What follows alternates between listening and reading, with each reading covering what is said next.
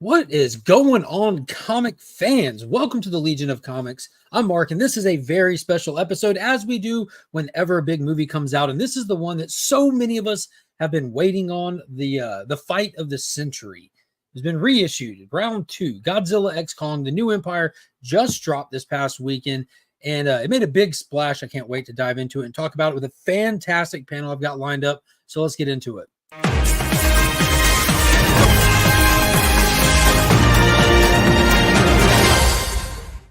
Hey, Paul. Hey, was that new? That was new. Is that the first time you've seen that? Yes. Okay. Well, there's a members only video that I put up yesterday or the day before that has that in there. I've been slow rolling out a lot of new stuff. I've got in it a stash of new stuff that I've had been working on with a very, very gracious friend of mine who's helping put a lot of this together. So I'm trying out different logos, intros. Of course, I've got that new merch that I posted up first with the swamp design and everything. It's super cool. Before we dive into any more and bring in the panel, I do want to go through this real quick. Big shout out to Big Time Collectibles. Be sure to check them out. Fantastic online retailer. If you like con exclusive monthly member boxes, mystery boxes, all kinds of stuff, you can follow them on social media. Check them out at their website. If you need anything cleaner press, my boy Justin has got you covered. Hit him up on Instagram. His link is in the description of all my videos. And let him know you found him via the channel. Huge shout out to ABX Comics and Games, my local comic shop, who has a fantastic Facebook group. If you're getting into the hobby or getting into tabletop gaming, that is the group for you. Check it out. And also don't forget, if you're looking to buy some cheap back issues, Pop's Attic on Instagram is also linked down below, where all the books you see me show on my channel that I do not keep go over there to sell for cheaper than anywhere else, guaranteed. And breathe. I knew there was new. I've already actually updated all of my Did you? Yeah. all of my cards. First time you saw the intro, though. Yeah, first time I saw the intro. Yeah. Okay. Yeah. But yeah, there's I can send you a good resolution image of that if you need. I thought I emailed it to you without you asking. Did you get the email? I did not. Yeah, check your email. You have a high-res version of it in your email. That might be more helpful. Anyways, dragging the panel in, kicking and screaming, we have none other than, of course, my Monsterverse homie is here. What's up, my Dersey boy? Rawr, baby, rawr. Ready to go. That was the most fiercest roar I've heard. Yeah, that was weak. It was from the soul, bro. My thigh hurts, my back hurts. I'm in pain, but I'm here, baby. Ders is going through some things right now, so we appreciate him being here. Yes, sir. He's got the body aches and the sciatic nerve twisties. Yeah, he feels like that Kong just laid hands on him like he did his boy Godzilla. Mm-hmm. We'll get into that. What's going on, Digger Jim? Another Godzilla fan. Roar. How are you doing tonight, Jim? I'm doing great. Thank you for having me. Good. Well, and as per usual, y'all are pretty agreeable people. Ders and me can go back and forth, but I got to have someone to argue with, and what better than my favorite Canadian, J-Man. Yeah. What's up, brother? I'm good. How are you? I'm fantastic. I'm excited that you're able to be here. I know a couple of people are on limited time and different schedules and everything.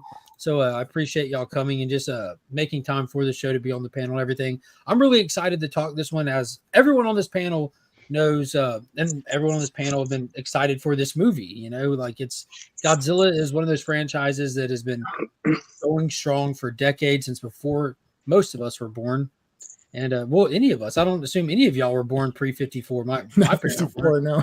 Definitely was not. Yeah, definitely before any of us were born. But so it's really cool to see where it is now, look back on it, and get to actually sit down and discuss in real time our feelings, our thought, our excitement, our highs and lows of a brand new movie of a franchise that's been going this long. It's got to be the longest running film franchise that I can even think of. Facts. It's pretty long.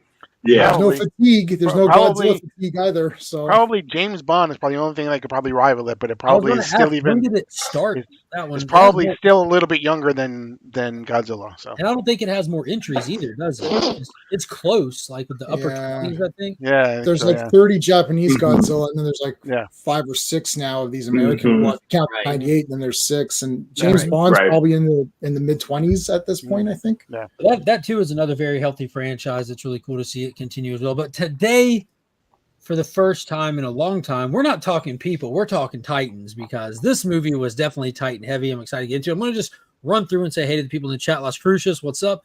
Ruby G is here. What is going on, White Tiger? Cool, calm, and collected. Entropy and Comics, what is going on? Happy, how are you doing? E-Man, Pops, me, Scotty, KBDM, what's up? Bottom tier collector, what's up? We got a $7.99 super chat from a main man with pots and pans. Spidey from over in Australia, catching alive. Thanks, Easter. # we are losing. And Spidey actually got out to see a movie like on release time. He did his he heard all the talk and hype about it, me just rambling on about it for months now. And he actually went back and caught up on the MonsterVerse, and he had he said he had a really good time. There's got that volume max. It's the headset. I got you, bro. As we go out, I'll adjust it if need be. Every single Chapel Comedy special I get, we'll get to it. ABX Comics and Games, what is going on? Hello to Mark, the other, Paul, Durs, J-Man, and Digger. What is going on, Cliff? Yo, if y'all haven't checked, if you're a channel member, you have not checked out my channel member video, you might want to take a look at it. And big shout out to Cliff. Big shout out to Cliff. There it is, 25 movies in the bond. Does that sound better? It's like a songbird of our generation. There we go. Gary Woods, what is happening? Hello. I have comic issues. What is going on? I'm glad everyone can make it. We had 18 people watching at the start here. Be sure to hit that thumbs up. And let's get into it. So as we always do, just going around without getting into the plot, feelings, this or that, just raw ratings, however you rate movies on your, if you got a number scale, color scale, a ring scale, a handy scale, whatever it is. Digger Jim, where do you rate this movie? For me, I rate it 9 out of 10 because it gave me everything I wanted. And I'm too, the things that other people say, like my son say negative about it, I'm just not, I'm not that, I guess I'm not as familiar on certain things as he is on. His biggest beef was the CGI, so that's not my beef. Same. So let's kick it over to Durs. I give it a 9 out of 10. The lowest score out of the panel. I think Durs will have the lowest score out of the panel. It's still not a trash movie score, but where are you at, Durs? So we can get into my thoughts, and I hope my mic's better. Let me know in chat. But I start all my movies at a 9 out of 10 because I hate going to the movie theater.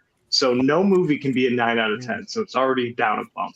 With that in mind, I give it a 6 out of 10 with my scale. On a normal scale, it would be a 7 out of 10. But we can get into my gripes when we go around the panel. So we'll pass it on. All right, Paul, where are you at?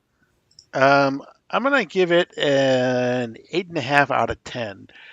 It could have used more Kong, I think. You know, I'm kidding. Now, for me, this is a very, very subjective way about doing it. For me, this is a very subjective way of going about doing this, but it's the way that I do it. It's the way that I've always done it. I use the color scale. For me, this movie's green. This movie was green. So what number that is, who knows? I don't. 37? I don't know. But it's green. The movie was green. Super green for me. J-Man, where are you at? Well, my critical analysis, my space system, I gave it an 8.5 out of 10. My personal opinion is that it's 10 out of 10. This was awesome. But critically, it's 8.5 because I can't be a shill. I'm not going to just get -1 was 10 out of 10, legitimately 10 out of 10. Legit. Critically, 10 out of 10. This one, critically, I'm still giving it 8.5. So we can talk about it, but yeah. Real quick side note. Surprised Ambush Bug never had a figure in the massive DC Direct DC Classic line. Don't worry, McFarlane just showcased Ambush Bug is coming summer 2025. That dropped this weekend. Mm-hmm. Yep. We'll dive into it, J-Man. Go ahead and take off on it. 8.5 out of 10.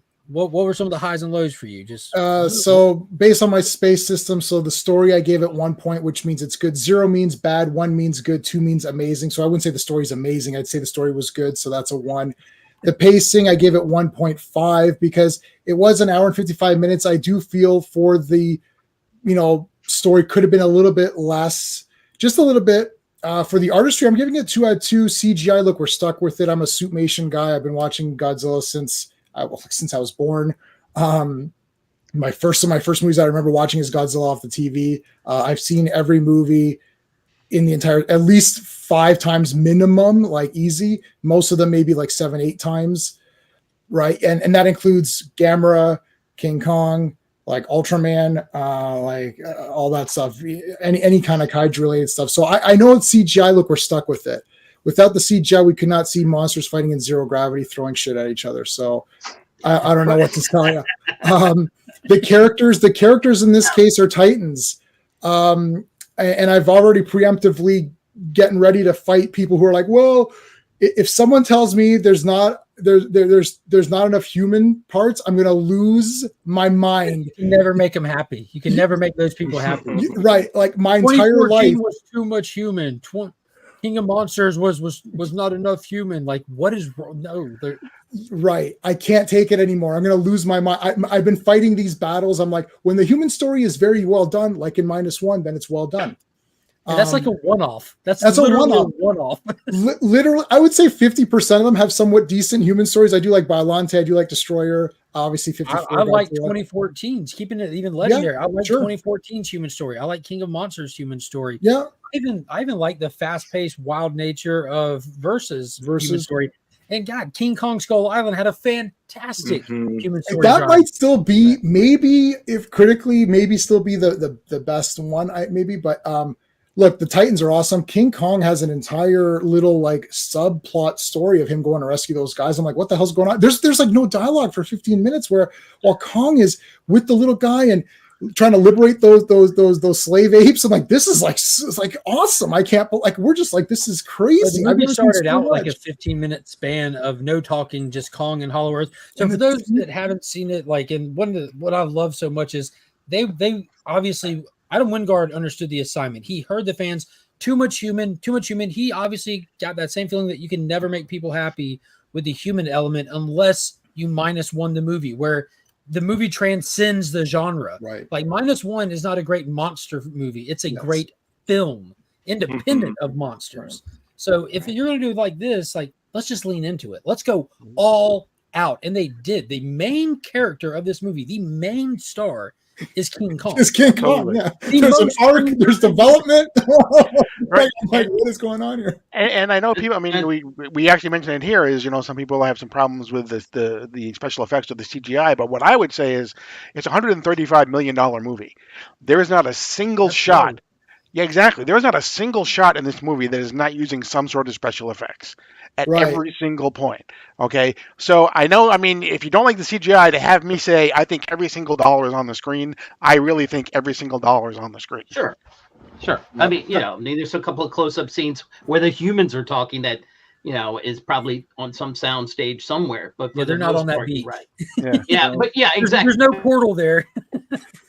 Right. But that's getting back to what J-Man said, that was kind of what the discussion I was having with my son is I don't think people understand when they go not enough human. Look, they're there just to carry it along. It's not titled Humans and Godzilla. It's Godzilla Kong. They're just there because the other guys can't talk. Which historically is why you see the human element change. And the human element changes every movie almost because that. You're not I wonder how their story is progressing. You're not really caring. It's just we've had their carryover, but not often. This is the minimum -1. Yeah, this is the minimum human element you could possibly have and still retain some sort of live action feel, because it could just become a cartoon at if you're just going to have had to be monsters. 10, maybe 15% of the movie where there was not a Titan or someone on the screen. Or even a different monster. Like there's those plants and those other bug guys. Right. All right. I want to say one really quick thing. He got ate by a tree. Yeah, that was awesome. So I'm wearing my Exterminator 2 shirt. And the reason I'm wearing this shirt is that Bernie in the movie is wearing the Exterminator 2 shirt when they meet him. And I all I saw was this part, and his has it down here. All I saw was this part here, like up to here. And I was like, Exterminator 2. My buddy's like, holy crap. Because I've got the soundtrack to that movie. I got the one sheet poster, 27x40 original poster. I love Exterminator 2. And I was like, I've never seen Exterminator 2 mentioned in anything. That's a deep cut. Durs, how are you feeling about the ratio of it all? Like the humans to monsters and how that affected the story itself? So when it comes to a MonsterVerse movie, I'm completely indifferent. You could have 5 minutes of human and all kaiju, or have 5 minutes of kaiju and have all human story. I'm completely one or the other. It doesn't bother me whatsoever. So the story itself was great. I was just a little off-putting. Like the vibe of the movie was off for me compared to watching like, you know, Rise of Monsters, Kong versus Godzilla. Just the vibe of the movie, like being in the theater, a lot of people were laughing a lot of parts during this movie. Why are you laughing during this action movie or during a Godzilla movie? And I've seen it in the comments are like, oh, it was such a fun movie. My son loved it. My son loved it. That just proves my point of it being more of like towards the younger audience. It gave me more of like an Avengers vibe, a Marvel movie vibe, a video game vibe. And the only CGI, the CGI on Kong, the scar, everything was phenomenal and 10 out of 10 with the CGI. But Godzilla looked whack and Shimu looked whack. They looked so off to me, and it just kept throwing me off. And I even had people around me saying, why does Godzilla look like that? Like people sitting behind me. And mind you, I drove almost an hour to see this movie. I was so excited. I wonder if you had a viewing, like a screening issue or something. No, dude, it was, and no, because I went into it. I went into it watching the trailers. Oh, he said the same thing about Godzilla and Shimu. Yeah. He said that his coloration looked weird when he was in Egypt and in Italy. You know, Well, it didn't match the setting. I saw it. Did anybody else notice? I thought in the trailer when Kong and Godzilla come up out of the ground, they're in Egypt, but in the movie they're in Hollow Earth. They're in Hollow Earth the whole time. Mm-hmm. But in the trailer they're in Egypt, right? Aren't they? No, I think they're in No, Hollow Earth. when they up and run together, they're not. Okay, I think there's two split things where it goes from like Egypt to Hollow Earth in the trailer. I saw it in 3D. You can go back on the channel to the very first stream I had after that trailer dropped. It's the picture of them busting into Hollow Earth. Yeah. Now wait, I saw it in 3D though, and I did not notice. And me and my buddies are sticklers for this kind of crap. Like if something looks off, it's like my buddy will literally go and complain and be like, "This looks off. I want a refund," and then he'll get free passes every time. Like if one speaker goes blips, he'll get his money back. So I saw it in 3D. So maybe just the filtering, it was just Godzilla and Shimu. That was my only issue. Nothing else. Godzilla the whole time, like how Jim pointed out, like in Rome, because dude, like 90% of the time. I remember like there's one scene to me like when I saw it, it was a TV spot. I'm like, that doesn't look like it's for the movie. And it was when he first is in the Coliseum, like after the fight, and you're like by a tail moving and it just pans up. I'm like, that didn't look like it was an actual. It looked like a almost like a CG cutscene for a like a fast food commercial that's promoting the movie. Like it didn't, you know what I mean? Like it looked like it stood out. A good example is what's the sea dragon he fights? Mitsiju or whatever. Tiamat is the Godzilla one. So that's a great little clip fight scene, and Tiamat looks phenomenal. Yeah. Godzilla looks weird to me the whole time. Like his face structure, the way he moved, I don't know. And just coming from, and again, I was such engraved in my mind, like no Godzilla -1. Godzilla -1 is completely out of my head going into this movie because I knew it would ruin it. But even in the trailers, when I first saw the trailers, I was like, man, Godzilla just looks weird. The way he moves, the CGI around him, and it was just him and Shimu, just those two. And the fighting was great. It was a fun movie, but just the whole vibe of the movie felt really off. I don't think we even personally needed this movie. And coming from somebody who, me and Mark, we loved Monarch, unless I'm missing something, why did Monarch exist to connect to the show? Unless you don't, I mean, it explains Hollow Earth more, but we basically knew most of that besides a couple things from Monarch. Well, Monarch did something fantastic by adding to the MonsterVerse without being this movie being with contingent the on extra that show. Hollow Earth, right? Well, they introduced Access Monday, which has not been in any film editing. Any of the 5 films, Access Monday exists, and the only character at this point that is on the MonsterVerse films who's been there and in the films is Godzilla himself, because the Ion Dragon Godzilla killed it there, and everyone else we saw him get out of that and get to Skull Island during the storm years, right? And that was we saw the birth of Apex. Like when Godzilla versus Kong, Apex already existed, was already a thriving company. You know, it's just a tech startup. They're not inherently bad guys. They're just, we're going to develop stuff to try to survive our own way. And you actually get to see some of that backstory. That was really the point of Monarch as it sits now. and also showing that Monarch as an organization itself started well. Military involvement really took it a different direction before it got to where we saw it in King of the Monsters, which like we left off like with a, you know, we have a little gap, like we'll be jumping back into we'll be jumping back in the shift of like that terrible power hierarchy that's running Monarch to Monarch proper with Kurosawa. We need Dr. Kurosawa to take over wherever he is. They haven't introduced yet into the Monarch thread, but it introduced Access Monday. It introduced us to the idea of Hollow Earth having the things like the tree monster. Knew that was coming. Knew that there's like deadly stuff down there like that because of Monarch. We saw like some of that in there. The boar that was like infused with the Force and stuff like that. But, so for me, I've said this once. I've said it 1,000 times. Like even the worst MCU movie I critique, you don't hear me say the CGI was trash in it. Because I've seen Avatar 2. I don't think it was trash. And until Avatar 3 comes out, there'll be nothing that looks good again. That being said, I will say, like, I think that Godzilla versus Kong, the CGI for Kong in that was like peak CGI, like the details and stuff, especially in the Japan fight. But I didn't notice crazy like differences and stuff other than that one commercial scene with him. First time he curled up in the Coliseum. It looked it was a very cringy movie too. Like Guardians of the Galaxy cringy. And then people say it's fun. Thor Love and Thunder was a very, very fun movie. Doesn't mean it's a good movie. I wouldn't agree with that. It was awful. Every minute was torture. My son loved it. My son loved it. The kids are not discerning. My niece watches any garbage I throw on the screen. I think a movie doesn't have to be good to be fun, but it has to be fun to be good. Yes, and that's how I feel. That's my thoughts. The Godzilla movie was fun. Was it good? No. Was it the best monster fighting I've ever seen? Yes. To answer KBD's question, this is the first time Monarch is shown in Hollow Earth. No, Godzilla versus Kong was the first time they went down there, but you really get to see how involved they are with Hollow Earth. Yeah, they're in there now, deep in there. They've got outposts in there and whatnot.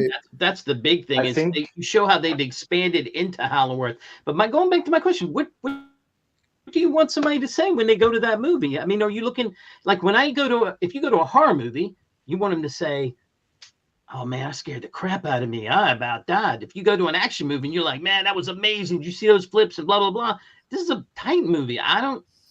Everybody in my theater was laughing, saying it was a funny movie, so that's what threw it off for me. It could be the violence factor. Like I laugh at violence, so the more crazy the violence. Trapper, bro. He was so cringy, so Star-Lord. He didn't need to be in that movie. I love him. If Trapper wasn't in the movie, it might be an 8, like a 9 out of 10. I thought he was really fun. Actually, I wish somebody would explain the laws of physics of pulling the teeth, though. That was great, man. And I just used the dentist too. And I thought, think of how Kurt Russell acted in Monarch with so many of those sarcastic, let's just roll attitude kind of mentality. Yeah. Like, and then you look at Godzilla versus Kong. You have Bernie in there. You have Bernie in this one. I think the Bernie character is fantastic. Yeah, Bernie's great, but not cringy. But dude, like when it came to Trapper, I thought this movie was so self-aware. And I've said it tons of times now. It's literally a modern Showa era Godzilla film.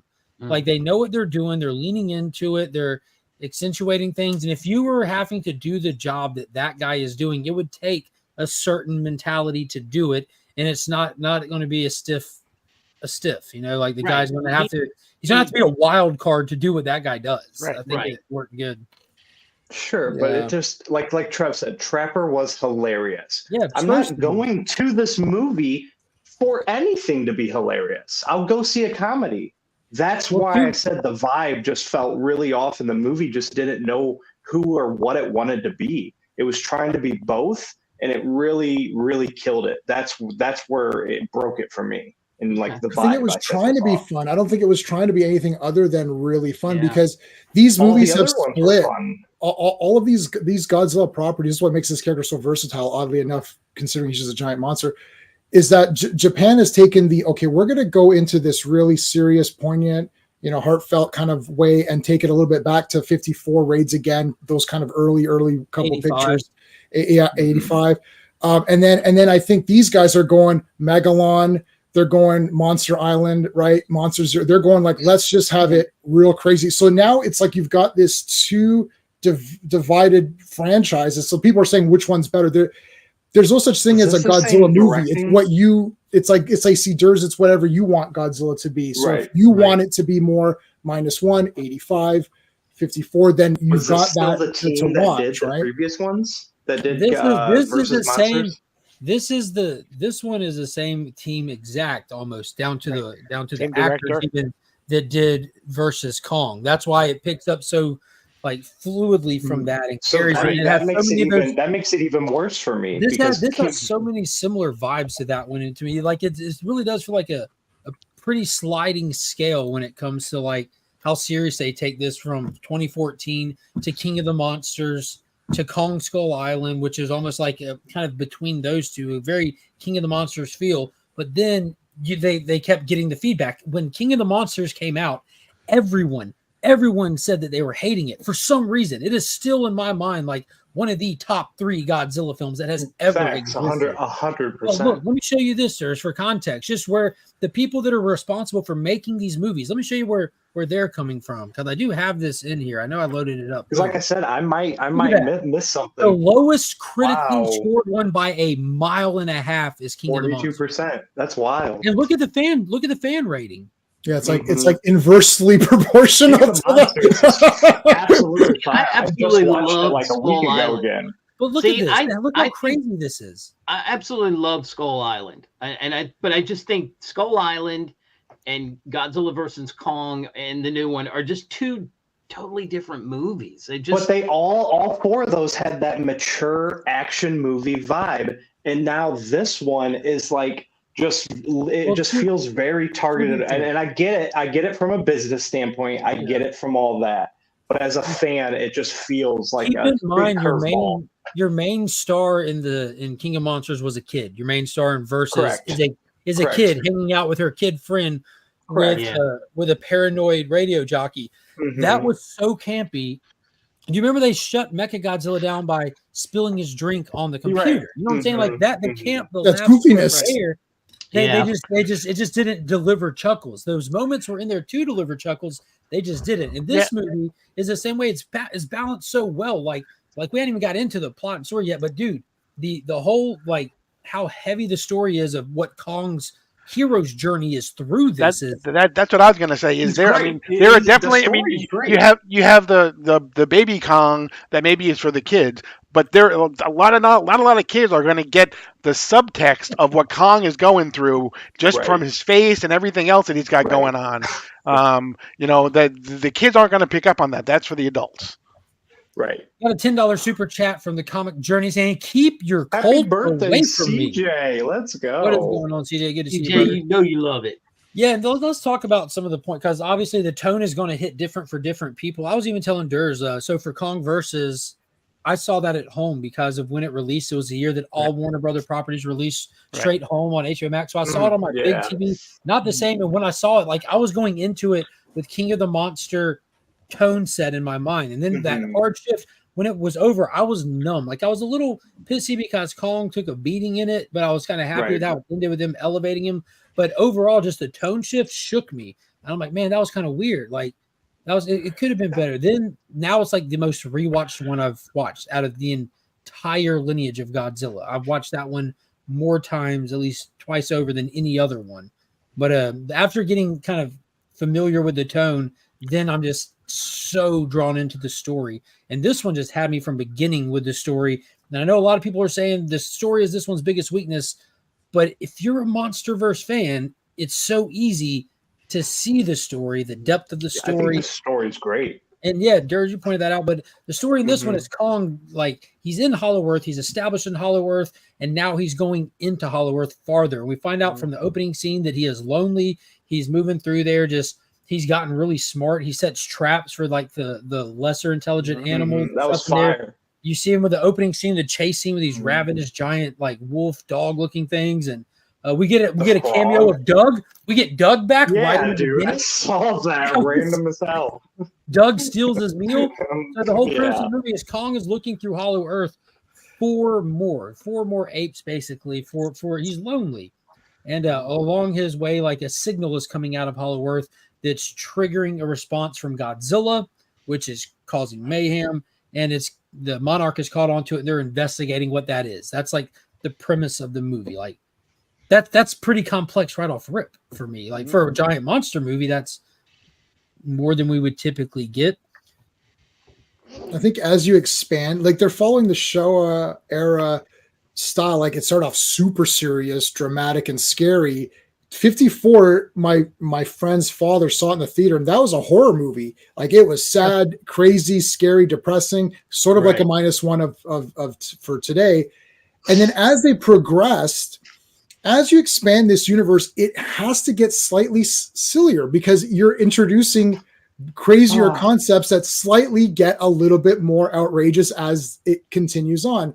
So if you make it darker, I think you might lose audience as opposed to gain audience. Like you got to be careful, right? You get too dark and people are like, well, this isn't really that serious. Like it's a giant ape. Like I'm not, so you can only do one of two things. You either go -1, and since they've already done the -1, like Shin Godzilla was also serious, political commentary, very scary. The destruction, when you're watching -1 or even Shin, you're not excited about the destruction. You're more like, oh my god! Right. Yeah, the first time Shin fired up, that was shit. That like in the theater, people were gasping. Like they're like, and so same with -1. In this one, you're exhilarated. You're like you're not sitting there thinking, well, man, the pyramids, they just got destroyed. Those took how did they get built? You're just like, hell yeah! The guy suplexes them like what German suplex and shit. A proper suplex too. He was like, man.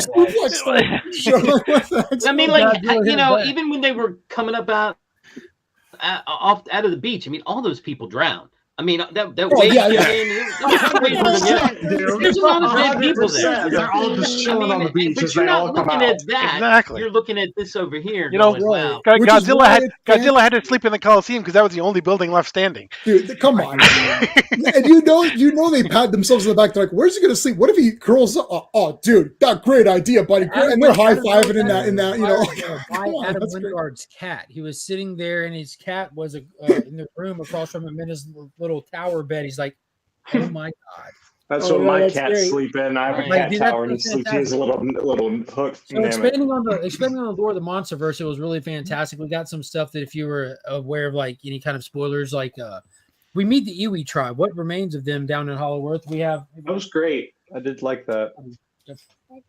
We have Kong discovers that he's not the last of the apes. There's an entire like small civilization of apes trapped in the new area of Hollow Earth that we haven't been to before, the subterranean area that's uncharted by Monarch, and for good reason. They were banished there in an ancient battle against Godzilla and the Scar King. Scar King has these wild desires to get out of Hollow Earth and conquer the surface. He wants it all, and he subjugates all the great apes.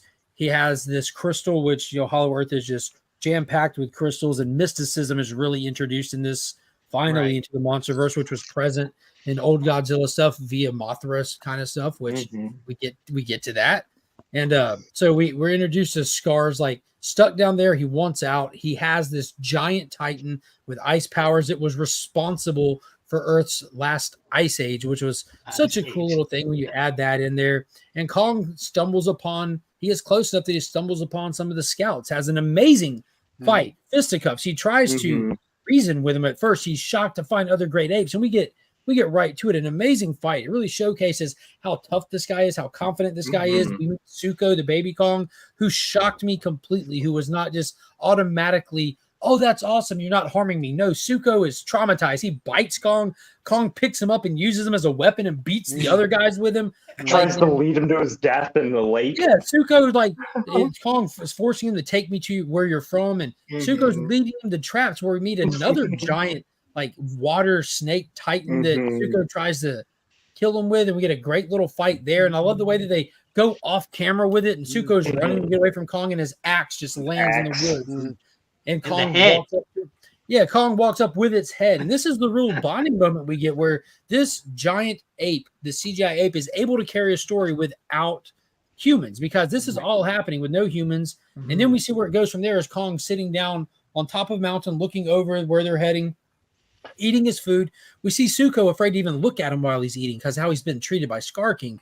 Kong's offering him a piece of the food, and he's afraid to even take it. And Kong just just throws it to him. And we see how Zuko cautiously picks it up, takes a bite, and then he's comfortable enough to sit down with his back halfway to him. Not even all the way, but halfway. Like there's so much story in that. Right. And it was all present. It was really cool. Can we mention that the guy that Scar's got Scorpion's weapon? Like, dude, this movie's insane. I look, I'm changing my vote to 10 out of 10. No, everything that happens is the damn best. Zero Gravity fights Scorpion's weapon, controlling ice guys, riding that thing. I'm like, what the hell? Like that whole sub story that you just talked about. Like this is They really sat down and thought of a lot of cool things to show you that you've really never seen. They're like, look, there's -1. Japan's taking a different direction. We're not even going to go there. We're just going to target a completely different audience, the same audience of nerds for Godzilla fans, but also let's just make it fun and go crazy with it. I mean, I don't even know what the next movie could possibly be. Like, the guy gets an electronic arm, and then it's not just a robotic arm thing. It actually it's a charge weapon. I'm like, dude, and they've got that ready to go. Like, yep, get the arm out here. The late snake was scarier than Tiamat. Yeah, so dude, I thought that was fantastic. Just to touch on it real quick. We had Kong, then we had Doug, then we had Godzilla, then we had Skrilla fighting Godzilla in the opening scene. They set the stage with the Skrilla fight. Like, you knew why that was coming, Durs. We read the prequel, the Haunted prequel. Yes, sir. So Skrilla was there because Skrilla got triggered by the first introduction of Jaegers in the Monsterverse. They've already had like Gen 1 Jaegers introduced in the comics, so when they bring them into the legendary Monsterverse, they don't have to be so half-assed. They can bring them up to speed already. But Skrilla was like, they killed Skrilla. Like when he charged up and popped him like a zit, you can tell like, okay, that was meant for 3D. And that was amazing. I did not see them killing off some of their established legendary characters, which he was establishing King of the Monsters. So that was that was shocking to me right off the bat. But we had Skrilla, Godzilla, Doug, Kong, and then they introduce you to the hounds that are chasing Kong. When they go down into Hollow Earth, you see the flying ones with the electrical ability. They show us the war bats again, which was an amazing scene. Again, talking to, when Kong went into Hollow Earth and versus that giant snake-like creature that he fought down there that had like the kind of triangular red wings. Yeah. You see a herd of them flying, and it cuts down to Zuko, who's scared, and Kong just standing out in the open with his axe on his shoulder in broad daylight saying, come on. Like I've already beat them. They already know what time it is. Like I'm like, that's so awesome. Like there's so much story in it. The little details, it's all there. It was really cool. Except what Godzilla was doing the whole time. It would cut to him for 2 minutes and then back to Kong for 20. Cut to Godzilla for 3 minutes, back to Kong for 45. Like that's the one thing that my son said. It wasn't an even distribution. And again, I'm being honest and pointing things out. The whole tribe mentally just not talking was like, oh, let's just not know how to finish this movie and not have to write anything in and just let us. I understand they were telepathic, but it was such a lazy cop out to me. Go ahead. Does Gaia talk? No, it's one person. I don't want. I only need to see that for 2 minutes. I was waiting for the little girl to start singing, like the little girls in the Mothra. Specifically remember Digger Jim saying one of the reasons why he hated Echo was because of all that. So that whole end scene, that whole end of the movie was like that. So it's just like, what? Well, to be fair, did you guys forget what to do? They weren't sitting there like sign languaging. They were just communicating. They could have just talked. They could have just easily. The problem talked. is that this happens in a lot of old school movies. They're going to speak English, and then they're going to say, "How do they know how to speak it?" Because I just rewatched Mothra, the Godzilla. I love Mothra. Pretty advanced to me. They're using gravity itself to do whatever they want. I mean, I don't think a single one hasn't had a pair of underwear on Durs. How advanced would they be? I mean, if I was looking at they've advanced in a different way. That's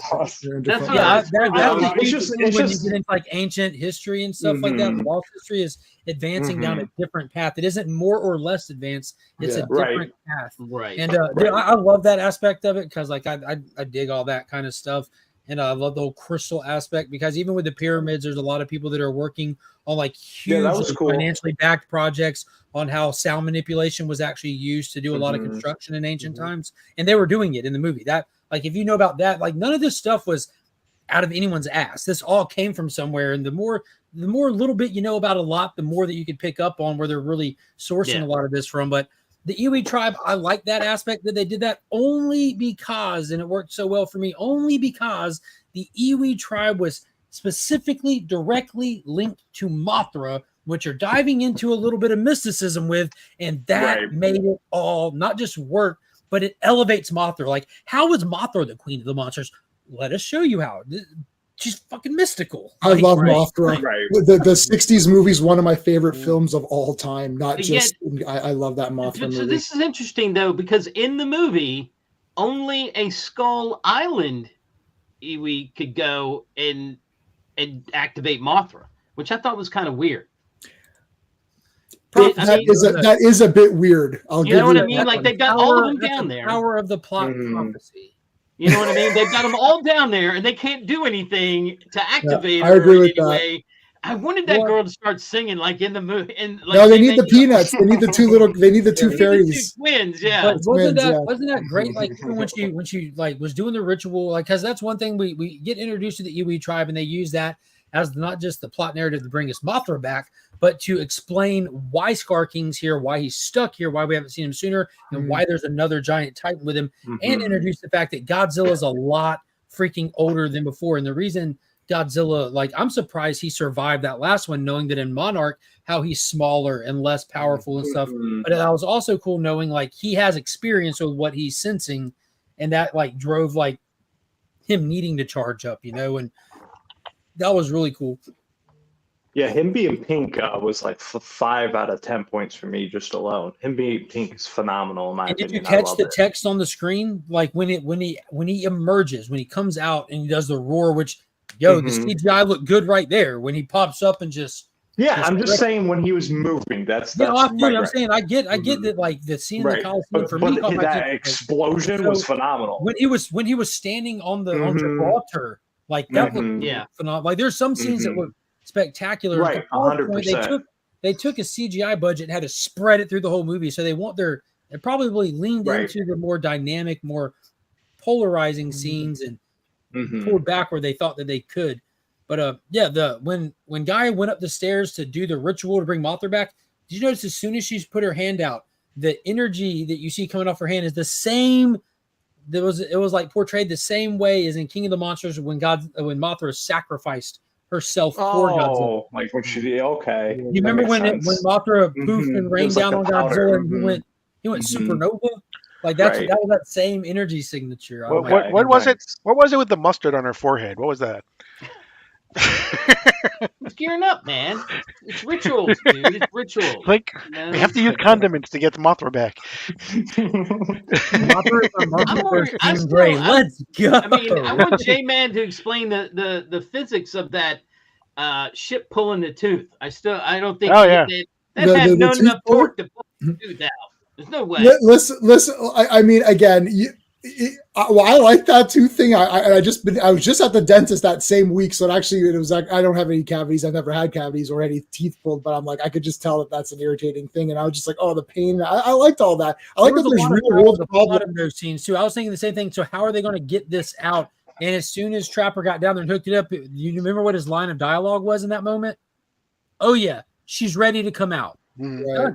Dude, have you ever seen geodes get cracked? What they use for geodes? It's the same thing. Well, for like big geodes, they use like a belt thing just like that, and it twists. It's like a chainsaw blade, and it's exactly like that. So that was my first thought. It was like a giant geode cracker. Yeah, those other guys laughed at him for his tooth. They saw his tooth and I go, it wasn't real. They kind of snickered at him. Screw those guys and cut the crap out of them. That was awesome. So this is actually 100% true. So Mothra, like, you got to think as long as it takes to make these movies, right? They try some things, and for Legendary to bring Toho monsters into these films, it costs them a lot because Godzilla's owned by Toho, and like they're on contract for that. Kong is not called King Kong for a reason, I think, even though I think it was Warner Brothers that did the Peter Jackson, right? I think thought, so. I thought he Kong was was. owned by Universal. I thought King Kong was owned by Universal. Yeah, so this is Kong, not King Kong. Mhm. And so when it came to Mothra, originally they were going to introduce this, I don't know about a dodo bird, but it was going to be a new Universal original Pictures for Titan King Kong. that has Egyptian ties. You know, a lot of the Titans are tied into different cultures or civilizations and stuff, ancient stuff and stuff like that. And that's why the original picture of Godzilla and Kong standing across from each other, like yelling with the pyramid behind him, that widescreen shot, originally it had that Icarus-like Titan on top of the pyramid, but fast forward now to the undoctored photo, it has Mothra on it. So they were able to pull through and bring Mothra in. They originally didn't think that it was going to happen. And Wingard has plans to bring in more Toho stuff in the future. Like if these keep going, we have the next one already. We're ready to rock with the next one. You know, we're ready to get moving with it. But yeah, you got to bring in the fan favorites. If they don't bring in Gigan or Anguirus or like at this point, you just have to bring in an OG Toho villain. Like this movie, you get brought in. It was the second highest MonsterVerse opening of all the MonsterVerse movies so far. They'll make another one. Yeah, I mean, as long as they make their money back, they're gonna and little profit. They'll do it again. They were already like 200 million worldwide. So yeah, that's. How is there a tribe on Earth and Hollow Earth when it takes science to do that now? So if you watch Monarch, you see that there's this place called Axis Mundi and these portals where a direct line portal that takes you like from surface to Hollow Earth takes you literally 1,000 miles in 3 seconds. That's why the heaves are needed, or Hollow Earth aerial vehicles, those that they had in the verses and this. That's why they needed Sarsgaard and his people to go in verses, but they have them in this and they're upgrading. They're awesome. But in Monarch, you learn that there's more to those portals than a straight shot. There's sub turns and sub places, and civilization somewhere along the way, which we haven't got answers to, have gone down and gone up. But it's not maybe one straight line. Maybe they needed, I don't remember the little girl. Maybe they need the little girl because she's from the old school tribe. And that's when Mothra was from. It's more of old school. They needed an older, like an old school tribes person to do it instead of one of the new ones who maybe that's why it was only she could do it and not the others. Genetic connection to her. Maybe. I just thought it was interesting. She's the last one from Skull Island. I mean, and they're like, she's the only one that could open it. And I thought that seems. I do want to touch on my favorite part of the movie, and to get there, it takes a little bit of preface. So, King Kong makes it to subterranean Earth, makes it to Scar's domain, where he sees all the great apes. He's shocked to find others like him. He sees them just in poor shape. They're slaving away, carrying boulders. They're all weak and everything. And there's obviously a hierarchy of bad guys like driving over them and stuff. And Kong just comes walking through there, and one of like the guards comes running up to him, yelling in his face, barking in his face. And he just kind of looks around at everyone, like looking away. He's like, and he just decks you, puts him to sleep with one hit. It was a Batman Hal Jordan moment. Yeah, it was. Sorry, Batman Guy Gardner, not Hal Jordan. Yeah. But then Scar, we get introduced to Scar in this moment, which, man, I thought the introduction was great. Like, Scar's like sitting back in his cave, arms up, nonchalant, just enjoying everyone else's misery. And he comes walking out into the light, and he stands up and kind of just stands like this and looks down on him with like his head back and cocked, like not a care in the world. I'm like, that stance like said so much. Right. But a little fight with Scar. He brings out Shimu. Scar introduces us to that whip that's around him, which is made from the spines of dead great apes. So even his weapon is a spit in the face to any good guys and stuff. But Kong can't beat him by himself. His hand gets injured, frostbitten, and everything. And which we called it early on. We see where the Beast Glove comes from. It's Monarch tech. You know, we were introduced to Mecha Godzilla in the last one. They built an entire robot Godzilla, not a stretch, to build a metal arm. So what it was a literal weapon for Kong, as they recognize already that he's smart enough to utilize weapons, and he needed an extra push for things that are bigger and tougher than him. Godzilla, Mecha Godzilla. So they get the Beast Glove on, and he sets out to go get Godzilla willingly. And there's only one way to get Godzilla, and that's to piss him off, to lead him down there. And that's the Egypt scene, my favorite scene of the movie by far. Like, you see a piece of it in the trailer, the portal open up, the glove come out, King Kong crawls out and just yells, and then across the way on Gibraltar is Godzilla standing on a mountain and just dives off. And when he dove, dude, like, you heard an audible gasp in the theater. Like Dur said, the belly flop. I didn't read it as a belly flop myself. It looked like he dove. He dove. He was like he dove in, but like the scene it shows him, it's just he's in the air, arms tucked, getting ready to belly flop, and then he dives in. Well, he hit head first. He didn't. Still, He didn't do like a splashless vertical. We could have did without the underneath camera of just him and his belly. Is what I see his dong. I chuckled at it. Like he did that, and I was just like, "Oh my god!" Like one of those kind of chuckles. It was like that was so cringy. And Mark's getting to this another monster cringy moment. Absolute cringe fest. But when Godzilla and Kong first meeting each other in Egypt, that scene, the look on Kong's face, was basically trying to tell him, like, stop. That was awesome. Hated it. Absolutely hated it. That Really? was so cringy to me. That's cringy. He's like, oh, it's like you're King Kong. He's trying to stop him. And he's pouring out the portal. Right. Yeah. And 100%. And I get why. Right. But to me, now everybody in the movie theater is laughing during that scene. It's now a comedy to me. It is supposed to be slightly funny.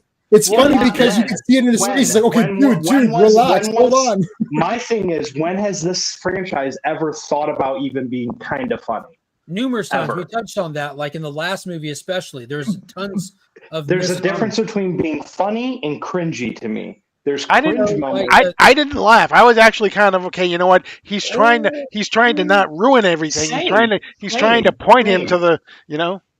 But 90% of me and their kids loved it, and it's just like, what the hell, man? That was my vibe. They say in the movie, what is it they said in the movie? That it's like Godzilla protects above the earth, Kong protects like people. Earth. People. Right. The people. The great apes are the guardians of man. Godzilla's the guardian of nature. Okay, so there you go. My point is they said in it, they actually said, you know, hey, I'm losing my train of thought. It's like Godzilla doesn't like it when he goes above ground. Right. You know, he doesn't want him in his territory. Right. And that's why he was like, you can even tell Kong's like, I don't really going up here and do this. And 100%. I know I need this guy's help to take care of business. So just out of curiosity, I don't want to harp on this, but like in a perfect Dur's version of Kong, like trying to lure Godzilla down the wedges. Godzilla's just tackling him in. I don't need the scene. Just take out the scene of Kong. Like, take that scene out of it. Oh, but Godzilla wasn't going down the hole. Godzilla had no intention of going down that hole. Leave the whole fight and then just have them wrestle into the hole. That's the thing. Godzilla was never going to Hollow Earth, period. Godzilla was staying on the surface, destroying everything he could until the threat gets to him. He was never going down there. Well, King Kong's standing there, and Godzilla charges him. He rushes him. Kong chills by the hole. So Kong could have easily just got in a tussle, and they just roll into the hole. I think the thing Godzilla did rush him. Bill Goldberg speared him through it. That's what I'm saying. Bill Goldberg speared him. He could have speared him right into the hole, and he took that scene completely out of it. Lame. And it's just doesn't write movies. No, I think the thing is that King Kong has agency in this movie. He is a person. You have to think. He was sign languaging in the last movie. He was talking. Yeah. That's fine, and I'm cool with that, and I'm totally cool with that. But again, it's I think it's it's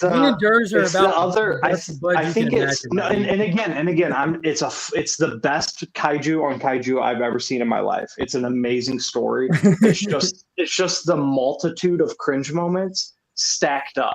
I didn't think there was any cringe moments, and I'm usually every single scene trapped. I hate everything. Cringe. When the dude got ate by the tree, absolute cringe-worthy moment. So. He was being a dick. It happened. But him eating and then they all standing there screaming like that, it's just like, man, it was just like a kid's movie to me. That's where I come from. I get the moment you're defining as cringe, and I don't like.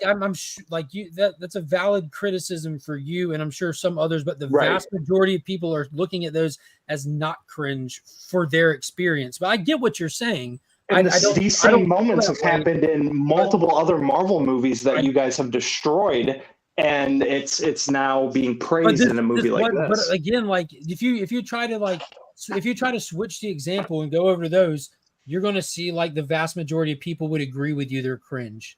So it's like a context thing, a time and place thing. Like Kong was not out of place. Trapper was Star-Lord 100%. Kong was not out of place at all for trying to go up there and get that dude's attention, because that's what he went there to do. You're right. And so that wasn't out of place at all. Like, and that wasn't cringe, being that we've seen him do so much more than that. So that task, that action that he took, was way below the bar of something for him to do that's cringe. And I think if the other moments didn't exist, that moment would have been fine. He's going to have to like tie the little girl's shoe for her. You know, that would be cringe. Yeah. I think a lot of the cringe moments in the MCU films that we're like referencing is where they're put in order to be a gag instead of something the character would actually do. Exactly. So like when King Kong goes up, he's like, okay, I could just see him. I was like, King Kong goes up, he's like, okay, I get Godzilla. He's not going to be happy to see me. He's going to be weird. He's all charged up now and out of his mind. I just want to be like, yo, dude, everything's cool. Yeah. I got to talk. That's and me, it might be perceptive as, but a lot of the stuff that you're saying is cringe in the MCU. It's like where they say offhanded remarks, like someone just died and then they say a little stupid remark, and it's all offhanded remarks that if they removed those remarks, the scene would play exactly as it was and it wouldn't matter. Whereas the cringe moments here, look, we know they have to get rid of that guy, so they're going to get rid of that guy because he's not one of the main actors. We've seen movies, so right. So he was there to die. So they're like, well, how do we add? Red shirt. He's a red shirt guy. He's a red shirt. He's a red shirt. Like it's more. It is funny / scary to have a plant. It's just to show the dangers of the area they're in. Like, whoa, this plant can eat. And you're like, okay, this is that death was used purely to service the expansion of the lore of Hollow Earth. That was the one time in this movie or the last that they showed you that the flora in Hollow Earth is not what you think. Which we as Monarch viewers already had an introduction to that. For everyone else, that was their first foray into that. But the one trope that it did play though was it happens right after he starts screaming how he's the most powerful person there, and he's like, I'm in charge, boom, he's gone. You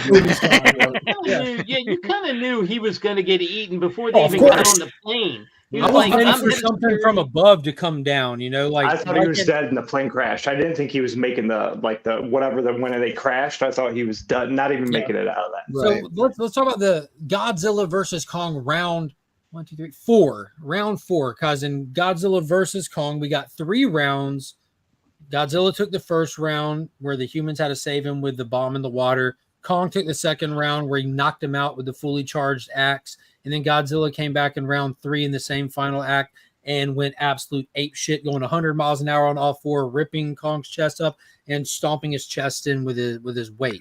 And in this one, we get round 4, and it was glorious. It was absolutely fun. Like we said, it started with Godzilla running 20 times his typical power, and I like to point out that he's not nuclear powered at this point. At this purple phase, he's like powered by Tiamat's power that's juiced up with that nuclear boost, but it's switched energy signatures altogether. He's not radioactive necessarily. They didn't say yes or no, they just said it switched. But he spears him through a pyramid. You get some really cool fights. You get Kong running and ducking under the but what was great to me is Kong kept trying to get through to this guy. Yes. Kept trying, and finally you see it. That frustration that I don't want to do this switched. He's like, fuck it. And he just nailed Godzilla with an uppercut, and Godzilla caught him off guard, but he didn't stop this time. Right. He just kept going. He laid onto him, and when Godzilla woke up, as he knocked homie out cold, Kong was sitting there dragging him by his tail, walking his ass to the portal.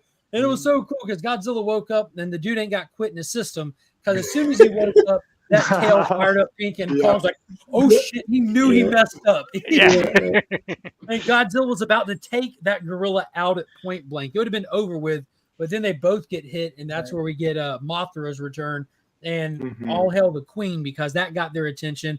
And Kong's like, thank God, you know, and they Put the managed. damn glasses on. It was They Live. I'm like, dude, you can wait. It's like finally he gets him down. Keith David gets back up for more. It's like, dude, just put the glasses on. That's it. Right. That was awesome. And Mothra does unite, because even if you go back to Ghidorah, the three-headed monster, Mothra has always been shown as the one that can unite the other kaiju or titans, whatever, you know, titans in this thing. Right. She can unite them, right, and get them, because she's friendly to both. So I thought it was all well played. I mean, you wanted to see a little bit of them fighting. It's like all these versus movies. Someone has to drive the story. In this one, it was Kong, because he is more relatable to humans. It is what it is. I love Godzilla more, obviously, but King Kong's awesome, and that's why you got more like human aspects out of Kong and more Godzilla just being the monster. Because I know some people in the comments were saying not as much. Like lots of, you know, more King Kong, but he is the more relatable character for an audience member who's just an audience member watching it. It's like Freddy versus Jason. It's really Freddy's story. Like any of these versus movies, I can't think, like even Frankenstein meets the Wolfman, right? It's mostly Wolfman driving the story because he's the human element, and Frankenstein's monster only appears, you know, towards the back half to fight or whatever. So like, go back into all these two guys together in a movie. Someone has to be a bit more ahead of the other to drive. Has 0 likes. Sorry? I wouldn't say it's not even close to trash, bro. Not even close to that. So I have a question. Just remember this: as a Godzilla fan, at the end of the day, Kong knew he had to go and get Godzilla to help whoop. Correct. So Godzilla's still the king. He knew he still had to go. He's like, I don't want to go, but I'm going to go and get my guy because I need him to come and help me. Yeah, it's firmly established that Godzilla can dominate this Kong. That's why the Beast Glove is even invented, and it exists because Mechagodzilla as a contingency did not work out. Kong is their best contingency, but he can't do it without augmentation. What you got, Paul? I have a question. So I'm assuming that you saw it in IMAX, I assume, right? Oh, yeah. It was flat, though. It was 2D. Right. And J-Man, you saw it in 3D, you said? I only go to IMAX, and this was IMAX 3D, so yeah. Okay. Jim and Durs, you just saw the regular 2D, or did you see it? IMAX. I drove an hour away to see it in IMAX. I just saw it in regular 2D. And I saw it in Dolby Cinema, so like my chairs were rattling like behind me and everything. It was like it was really pretty cool. Eat popcorn. It's not easy, I got to tell you. But I guess so for 3D, were there any particular scenes that really popped out at you in 3D? There was, the 3D was pretty good. The best 3D of all time was obviously Avatar, and actually, oddly enough, Resident Evil, because they used the same cameras as they did. But other than that, and I think Tron Legacy, Jackass. But I mean, in this movie, there was a scene in this movie that really popped out at you? Absolutely insane in 3D. Really? That was the best 3D I've ever seen. Oh my god. Okay. No, but there was a lot of like pretty good 3D, but most of it was sort of the depth perception. Not a lot of the Friday 13th or Jaws 3D where it's like the eyeballs are popping out or whatever. So I can imagine like the falling through Hollow Earth probably was amazing, probably in 3D, really. That entire battle, they're fighting in zero gravity. Right. Listen, if you walk out of that and you're like, oh no, like, dude, what the heck? We're walking out, and I got guys with me who are real, like, they're real squares. They're, this one guy's like, I like Oppenheimer, and then that's it, right? And then you walk, like, that was insane. That was crazy. And I didn't think that was gonna be that insane. I was like, yeah, this is like literally crazy. I don't know what to review that. We walked out, and the four of us were like, what am I supposed to review this? Like, what am I critically gonna like analyze and pick apart? Like, I don't know. I mean, just the zero gravity I've never seen. You'll never see that. You can't see that in any Toho production because they just can't to be fair, Kong had Scar in that first fight. That Scar wasn't ready. Scar wasn't ready, and Scar liked the challenge. That's what was so cool about this villainous dude. My biggest bummer about this movie is the fact that Scar cannot return. Spidey, I'm telling you. Like Kong versus Kong, Avatar, Tron, then Durst says Jackass. I'm telling you, bro. It was, dude, I've seen so many they made 3D Jackass films. 3D for 3D. It's all the stuff It was wild. It like was Resident so Evil, wild. like they made it with the scenes geared to come out. If you watch it in 2D, it's weird. It's meant for 3D. It's wild. I got the same wild, I promise. too, Simon. But dude, like the Scar loved it. Like when he squared up with Kong and they actually went. And you could see how fast Scar moved, like flipping and spinning. But when Kong gave him a fight, he stepped back and told his boys to stop, and he enjoyed he enjoyed being like power play. He doesn't want to be the best one-on-one fighter. He just wants you to know that I'm more powerful than you. Right. And he loved it. And there's so much character given to these creatures with no dialogue. And this isn't the first time we've seen this happen. Like the Planet of the Apes movies do it phenomenally. They're all not talking fluent English until like the third one in the trilogy. Well, 4 now. Or which apes? The old No, that was we're talking about the modern trilogy. Modern ones. There's the 4th one coming out. Yeah, right? but it's not out yet. The third one is when you start seeing like fluent English out of the apes. Before that, there's a lot of like minimal communication or just action. But it was wild. It was really well done in that aspect of it. But yeah, big fight scene at the end was fantastic. They do fight in zero grav, and then Scar gets out of Hollow Earth, and they go following him. Kong loses his axe along the way, and they get out Kills there. everybody coming out. Yeah, everyone in that Dude, for real. There's all no those people were chance. dead. Yeah, what do you think about that big whole battle? city. Was it in Brazil? Was that Rio they were in, right? I think Yeah, so. it was in I think Brazil. so. Yeah. I was waiting for them to All the nail the people in the statue. I was like, oh, that statue's going down. They And can take down the big Jesus, man. I They mean, didn't that's take in it. every. Jesus you know, survived. Yeah, it's Easter take weekend. down they Big took off of Jesus. that He's in statue. every- I just didn't want to do it on Easter weekend. Into the World show, any world movie always has a big Jesus yeah. in it. You know, Fast and the Furious What is do you a think great of the shot big of that. battle out there on the surface, Jim?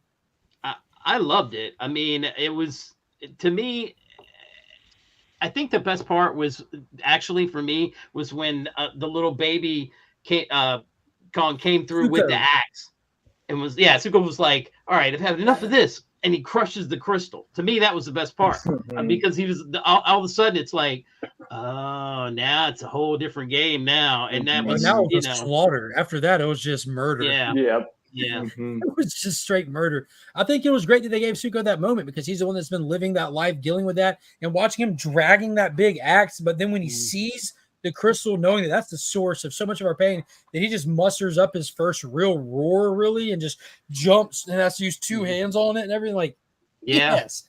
And I've had the toys for this for months now. And my 4-year-old monkey, she's just been, that little monkey Zuko was made for the kids. And this movie, I think, had 2 curse words in the whole thing, which was great because how many people even notice that? I do as a father sitting there with my kids. Like, I'm nervous. Like, please don't say the F word. Please don't say the F word. Please don't say the F word in this. And they didn't say, but I think 2 curse words. And dude, Monkey was so excited when she saw that little dude pull off that win. I'm like, yeah.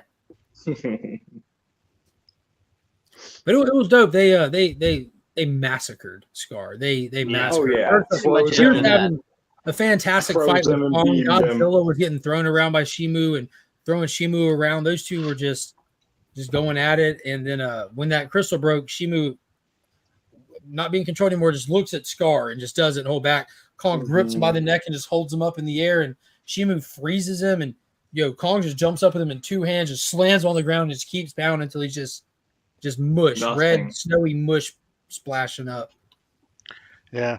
Like I said, I mean, I think most monster movies, what you get is you get at the beginning, you get maybe like a veiled look at the monster at the very beginning, and then you see him maybe in the middle for a little bit, and then he disappears, and then you see him all at the end in this big battle. This had monsters throughout the entire thing.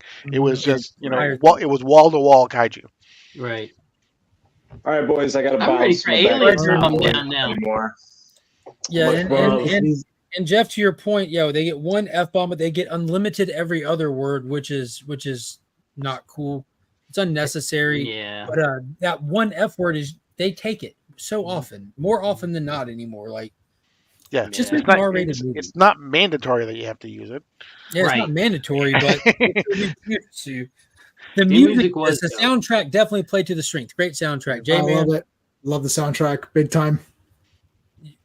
Yeah, there's a lot of familiar tunes in it, and didn't seem like the A list of music, but it was like the high B list where you recognize all of them. Yeah, right. You're not necessarily singing along to all of them. I'm like, that's perfect. Great character development for Zuko. Yes, what an arc! And it was cool. They end up parting ways. Godzilla, Zuko, Shimu, the giant ice titan. They head back down to Hollow Earth, straight back to the subjugated apes.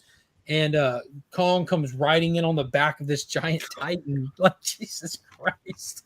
And, he hops down and scratches under her chin, pats her head. I'm like, let's go. And what's cool is we haven't had this be King Kong. I don't know if it's a rights thing. I'm curious to look into it at this point, knowing that King Kong is owned by Universal Studios and these are being released by Legendary.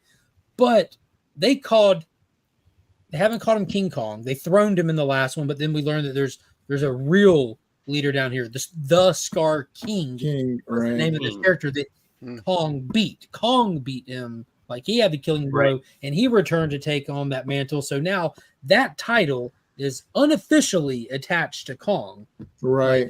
Like, Kong the King, maybe they can say it. I don't know. The Kong King. That's good choice. The Kong King. Have to see. Let's see. Love that bit. Yeah, it was great. The music was fun. Good choices. Reminded me of Guardians of the Galaxy. Like the score too, like that synth. They had the synth score. Mm-hmm. Oh, Shiba. Yeah. I thought it was Shiba. No, it's Shimu. Shimo. Yeah. Shimo. And Suko, Suko, is the baby Kong. I only know all this because I've had the toys for months at this point. I was blessed. I mean, blessed. Like, my area had to be one of the first people to find them in the wild, because I upload toys on shorts and nobody else had them up yet. And my shorts got thousands and thousands of views, so much so that I had to stop doing shorts because it was just gaining my subscribers way too fast. I'm like, no, you're gonna hurt my channel. Yeah. But it has their name on there. Even the glove, it's called the Beast Glove. It's an acronym, BEAST, which I made sure to take pictures and share this info out on my Instagram when I got it, so other people could see it as well. I know not everybody buys the toys, but it's really cool stuff, man. It was such a fun movie, and I feel like it added so much to Kong's narrative. I mean, like, what do you do with Godzilla? Like, they blew up his ancient civilization, sunken home, and King of the Monsters. What else do we do with him? Right. Well, he just gets to hang out in the Coliseum now. That's his new place. Went back. He went back. Yeah, he went back. Yeah. So. Nobody's going to be able to go there and visit now. And I'm like, Well, Cairo's destroyed. Like, I mean, they're just everything's destroyed. All those poor pyramids. Come on. Oh, he didn't even try to go underneath the bridges. He was just like straight through. Like, dude, we just had a bridge come down in Baltimore. I need you to go under the bridge. I do want to say it was really cool seeing his tirade for power, like going through and just charging up, because we got that scene when he took out that nuclear reactor where he was just over blue, where he actually did the flex bomb again. That was cool. But let's go around the horn. Give me your final thoughts, anything you want to add to it or anything, and we'll go from here. All right. Well, my only question is, where do they go from here? I mean, I feel like they've kind of closed it out, but at some point also, I'm wondering where they can go from here.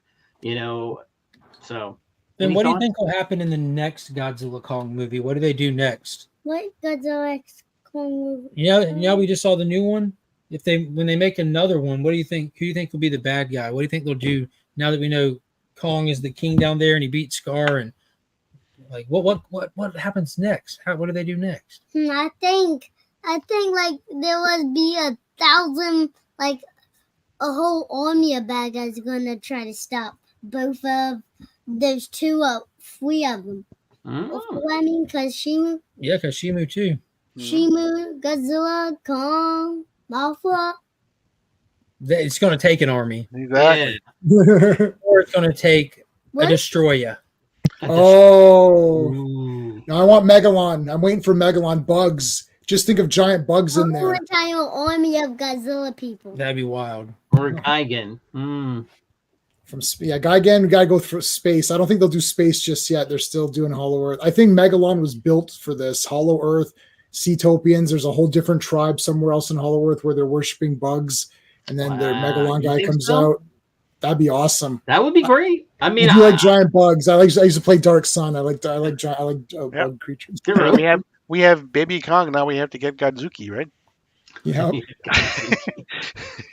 Yeah, I think Minya. Absolutely.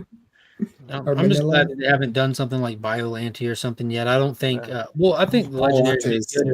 I would love to see Biollante, but I think if you start doing like plant Mother Nature-y stuff, you get the wrong writers in there, and it loses its escapism touch. Yeah, no.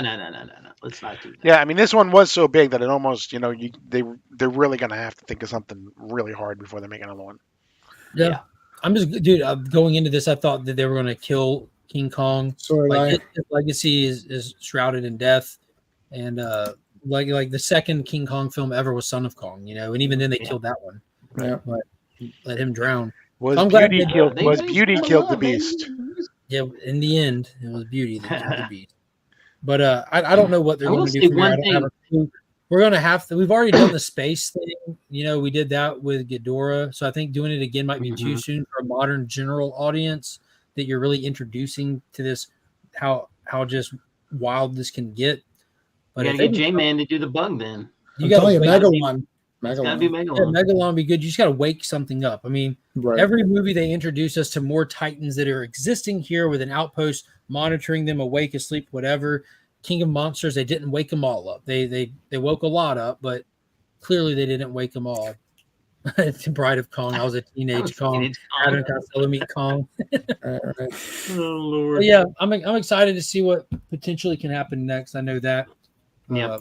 Before we go, I'm just going to drop some factoids on y'all. The franchise is officially a $2 billion franchise. Nice. Did it in 5 movies. Audience score coming in with thousands of reviews at 92%. Google reviews with thousands of reviews has it at a 4.7 out of 5 stars. It crushed it. They were projecting a 50 to 55 million domestic, sitting at 80 million, putting the film at almost 200 million opening worldwide already.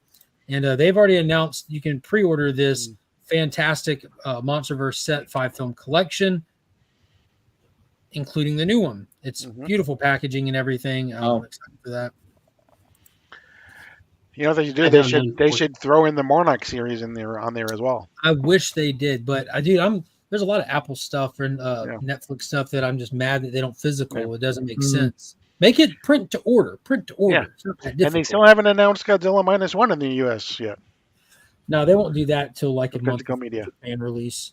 That's what they did with Shin. It took forever. Then ours wasn't even talked about till I don't know. I guess they want them to buy their regions first because I think people over there have our region players as well, and they'll just Right. They do. they do. They definitely do. I'm getting just- Shin. I'm getting Shin. You when can it go comes on these out. I mean, I'm websites and getting get -1. these non-coded DVD and Yeah, no Blu-ray problem. players. I'm getting -1 when it comes Wingard out. said for if he sure. completes the GXK trilogy, he wants the next movie to focus more Godzilla. He did say that, and he said he wants to bring in more from Toho's library. Yeah, that's what we were talking about early on. That he said he has plans to bring in more Toho. That's what I'm saying for the next one. In order to top an army, you have to do it on fan service. So you introduce Gigan or Megalon or Destroya, where you can just bring in one and make them just. Mhm. I think Gigan makes sense because it's a hybrid. You know what I mean? It's part mechanical, part monster. I don't know. They do Gigan's something with- my favorite, big time. I'm going with my bug idea. I like Insecticons. I like bug character, and I like the idea that maybe Megalon can control all the insects. And the insects have always survived no matter what's happened. They always survive, and like it's like a worship guys who worship the Seatopians. They worship Megalon, and then it's like he can control all the insects, so he can have an army of different kinds of insects fighting at the same time. Maybe Kong can get all those liberated apes and have like a massive army that way, while Godzilla and Megalon fight each other. I'm writing the movie already. If this happens, Adam, send me the paycheck. So maybe just a cameo. So maybe just a cameo by Kong in the third movie. I think. Yeah. Maybe Godzilla just calls him for some Now, what was it, Paul? It was at least 6 months ago when we were right here one Sunday night talking about how the what are they called? The test screenings for this movie went out, and everybody walked out smiling, loving it. And the only critique they had, and it wasn't a positive critique or a negative, it was just a critique. It's a very Kong-heavy movie. Right. We've known it from day one. I've been smiling ear to ear, thinking about it ever since I heard that. Crossing my fingers that they wouldn't change that, and I'm glad they didn't. We have 2 solo Godzilla movies, 1 crossover movie. We have 1 solo Kong, and now this. It just made sense to push his story forward a little bit more. We've got a ton of story with Godzilla in this connected verse, and I like the fact that they kind of weight the movies versus just overloading us with 7 movies a year and just losing sight of what's important for this franchise. All right, guys, I got to get going. I appreciate you. Yeah, I coming do on. too. Thanks for having me on. Jim, my boy. Awesome. I appreciate you, dude. Yes. Thank you. Thank you for having me. All right. You guys have a good week, and You too. don't trust anything anybody says tomorrow because it's April Fool's Day. April Fool's Day. Oh I'm God. gonna be clowning on my staff. I'm gonna test their response time to take care of animals. There you go. All right, All guys. right. Thanks, man. See you later. Take it easy. See you. Bye. You're going like, what did you do to the Henderson dog? What do you mean he's dead? Make sure to test how good they do in a sticky situation in an emergency. Exactly. With them talking Jurassic World 4, Dinos versus Kong. I'm excited for that one. Scarlett Johansson is rumored to be in talk to be a part of that one. I'm supposed to headline, right, to replace the Chris Pratt character. Yeah, are they gonna? Do you think they're gonna just shift to a whole new set of cast members? I hope they do. We have a complete trilogy of the other ones. Right. Yeah. I'm a Godzilla fan, always him first, but this movie gave me a lot of great and well-deserved respect to Kong. Absolutely. April Fool's here already. Nice. Mark gives you $1 if you die a dog. I'm the one responsible. If you hair dye a dog, I'm going to flip out because it'll be my job to fix it. Just put a Nike check on it. Be done. Done. I sent you that picture, right? I didn't just tell you. Did I actually send you that picture? No, you just told me that you did a swoosh. That picture to you. But yeah, it was a good time. Switching gears here while we're still talking about movies. You know, a couple of weeks ago it was that we pointed out the proxy war happening at Disney. George Lucas came out and pledged his shares to Bob Iger of all people.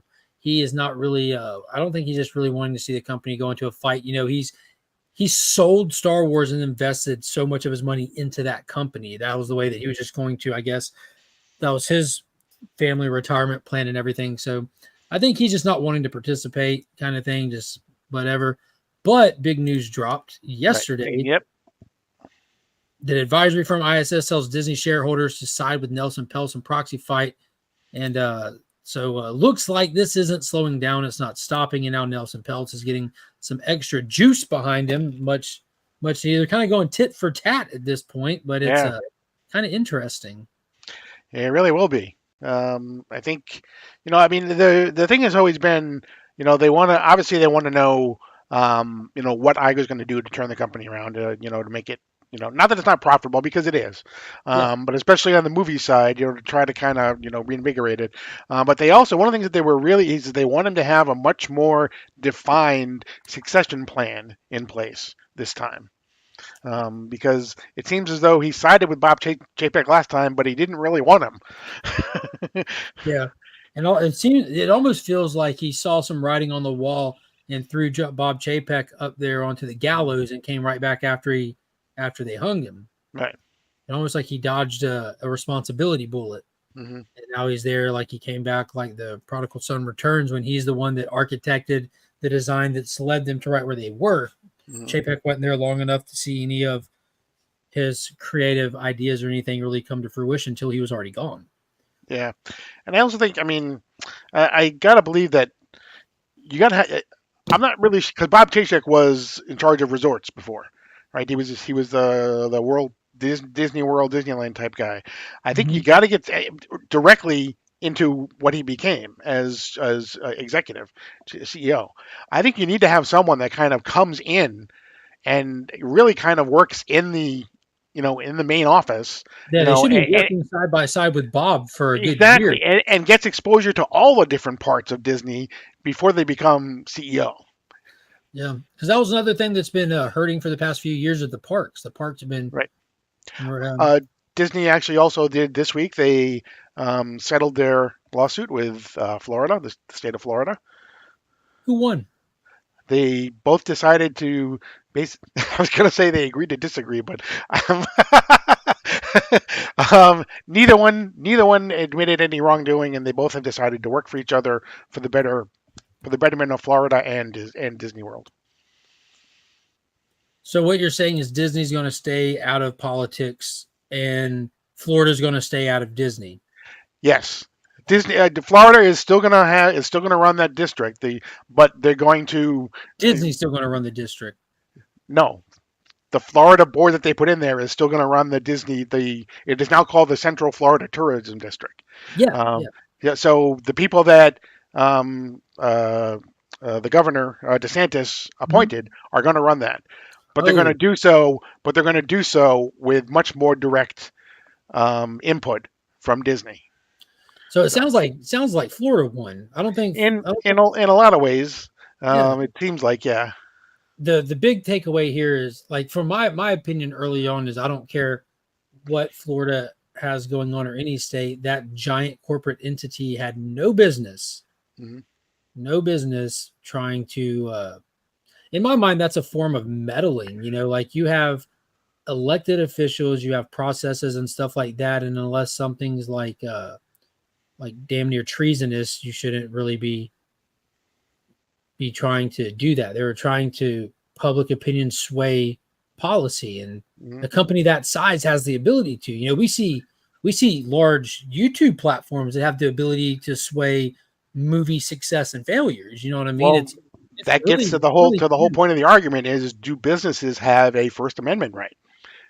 Do they have the ability to say I can do? I'm entitled to my opinion, and you can't retaliate against me because I said that I didn't agree with what you did. Yeah. There's lots of different things. I mean, Disney. There's like tens, if not hundreds, of these districts across Florida. Disney was not unique, but they singled out. Without places like Disney being able to do that and everything, like y'all would have income tax. You know what I mean? Like, right. It's so profitable. And that state, like for all the people that make fun of it and everything, and it definitely has its wild aspects to it. That is such a healthy state as a self-governing state. It is ridiculously healthy, which is part of the reason why it's so crazy, because people have the ability to do what they want. You know what I mean? To a larger degree than other places, including Disney. But to your point, like I think that free speech thing is definitely an important matter, and it gets into the fact where I don't think that Disney is an example of a free speech company, because it's an entity, not a person. Like that's my train of thought. Whether that's right or not, I don't know. I'd have to do a lot more looking at it. But it's not a person with rights. It's not a business owned by a person. It's an entity owned by millions of people collectively. Right. So I think out, it's not speaking on behalf of its people anymore. So whose voice are you voicing? Exactly. And Chapek, the way he did it, it was very antagonistic, to your point. Chapek could have said, you know what, that, Disney has some concerns about the law that was just passed, and maybe set up a meeting with Ron DeSantis to talk about it, rather than just come out and say, we're going to do everything we can to try to get this overturned.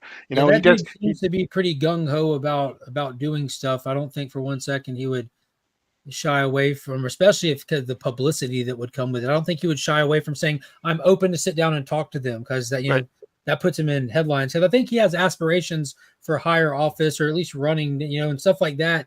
Like politically can't do anything but look good for you. You know what I'm saying? That you're open to dialogue with people. Right.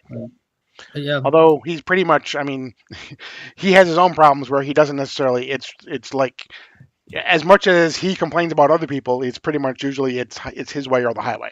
Yeah. I was about to say, if he got Disney to the table, he'd probably have like PTSD Guantanamo Bay flashbacks and get his way. Right. Exactly. Yeah, dude, there's so much right and so much wrong on both sides of anything these days, especially with stuff as complicated as that. That's why I said it's so interesting to follow along this journey, because I've always paid attention to movies and stuff, and I've always paid attention to like production level stuff and studio level stuff, but like just I don't know, in the past handful of years, like it just behooved me to look farther. You know what I'm saying? Like, and even with politics anymore, like I don't get this whole two-party system. I'm a firm believer in like that's just the people actually making decisions, making sure people are bickering instead of paying attention to what they do. Like it's all just smoke and mirrors anymore. Yeah, it was definitely in both of their interests to find some sort of a settlement, because it definitely is a drain on economic resources on both sides. Yeah, and people love some Disney. Mm-hmm. I will say I do look forward to the day when everything, because it does seem like so many of the disagreements with all that are so far apart from agreeing, like they're so diametrically opposed. I do look forward to a day when they're able to get along, because they're like those things are kind of like not so extreme. Right. Yep. The disagreements seem just so far apart. It's hard to find common ground for a lot of topics anymore these days, when no matter how far apart you feel you are with somebody, I guarantee y'all have more in common than you do differences. It's just those differences get spotlighted, different is uncomfortable, and sometimes different is extremely harmful and wrong. And it's just it's weird times we're living in, Paul. It's just weird times. But on a high note, I will say next Tuesday, this coming Tuesday, every Tuesday, I do my new DC Day live stream at 2 p.m. where I spotlight the books I picked up for DC that week, because they still do release on Tuesdays. I go to my LCS on Tuesdays. I hang out with the chat. We always have a good time, run for about an hour. This Tuesday, I'm not doing it. I'm doing New Ghost Machine Day. Me and Paul will be right here at 1:30 p.m. The stream is already up. You can already find it under the live stream tab. Hit the notification bell. You don't want to miss it. We'll be live with Ghost Machine creator and founder Jeff Johns, Gary Frank, Jason Fabak, and Brian Hitch. Jeff Johns is the writer of all three titles that release this coming Wednesday: Geiger, Rook, and Redcoat, with Gary Frank being the artist on Geiger, Jason Fabak being the artist on Rook, and Brian Hitch being the artist on Redcoat. And I will not get into any spoilers, but I will tell y'all now, I have read all three of them, and they are all three fantastic. I will say, my expectations were exceeded in ways I wasn't expecting. I cannot wait for this stream. It's going to be fun. And as always, whenever we do something special, typically, I've had the Miranda brothers on here. I've had Jang on here. Me and Paul have hung out with Jeremy Adams on his channel. We always try to bring giveaways to it. So if you're late to the game, or you just like a collected volume as your reader, we've got the Geiger Volume 1, the original 6 issues of Geiger, which before it was Ghost Machine, it was called Mad Ghost. So got that, Junkyard Joe, and for the kicker, the 80-page giant featuring the first appearance of Redcoat. So you will be ready to rock and roll. Win these on Tuesday. Pick up Ghost Machine's all three releases on Wednesday, and you'll be in there like swimwear, ready to take off on what I feel is the most exciting thing happening in comic books in 2024 is the rollout of Ghost Machine. I'm excited about a lot of stuff, but this has got to be the most important thing with the most potential, and it's just this is absolutely it. This is it. We're going to see Jeff Johns at DC Tuesday, and we're not talking DC. I'm surprised Mark's head isn't exploding. No, my man, it is, first off. And I was I want to ask him, what the fuck's up with Justice Society? I want to know that more than I want to know anything else right now. But I'm excited to pick their brain, and most importantly, I'll be honest with you guys, I don't think that they're going to tell me much that I don't already know. I've been following Ghost Machine from Jump. I look up articles on it. I keep up, but I wanted to help promote it, to bring more awareness to it, to get the word out there. I'm happy to be a part of hopefully getting it into more hands of readers and getting more people excited about it. And hopefully they can find their way back here on Sunday nights to hang out and share the excitement, because that's what this channel is built for. If you check my bio on Instagram or the about here, this is all because I want to talk about these stories first and foremost, whether it be what's hyped about the comics going on or movies.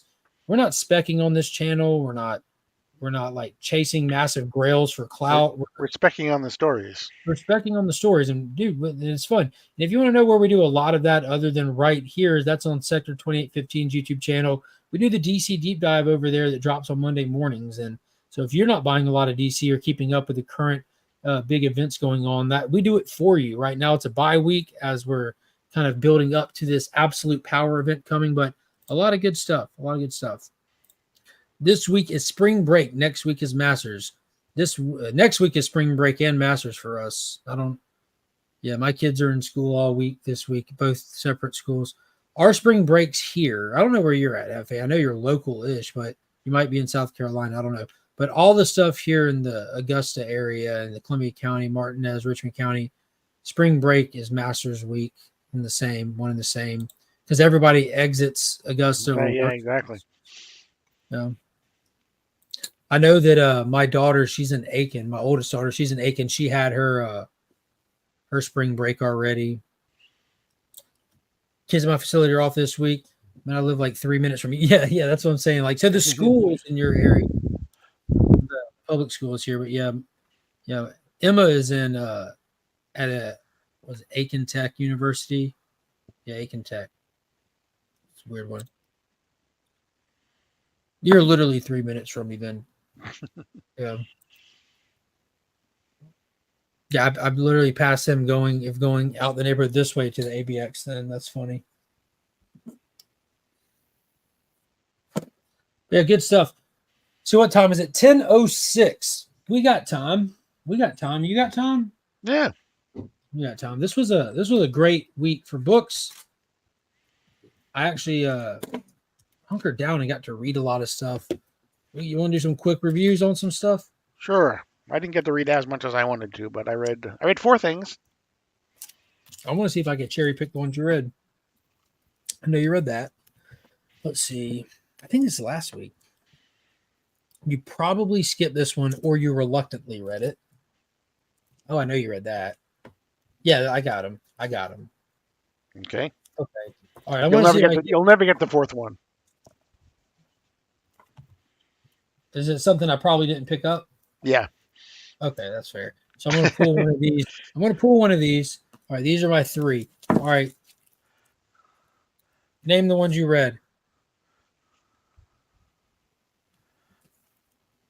All right, Okay. What's the next one?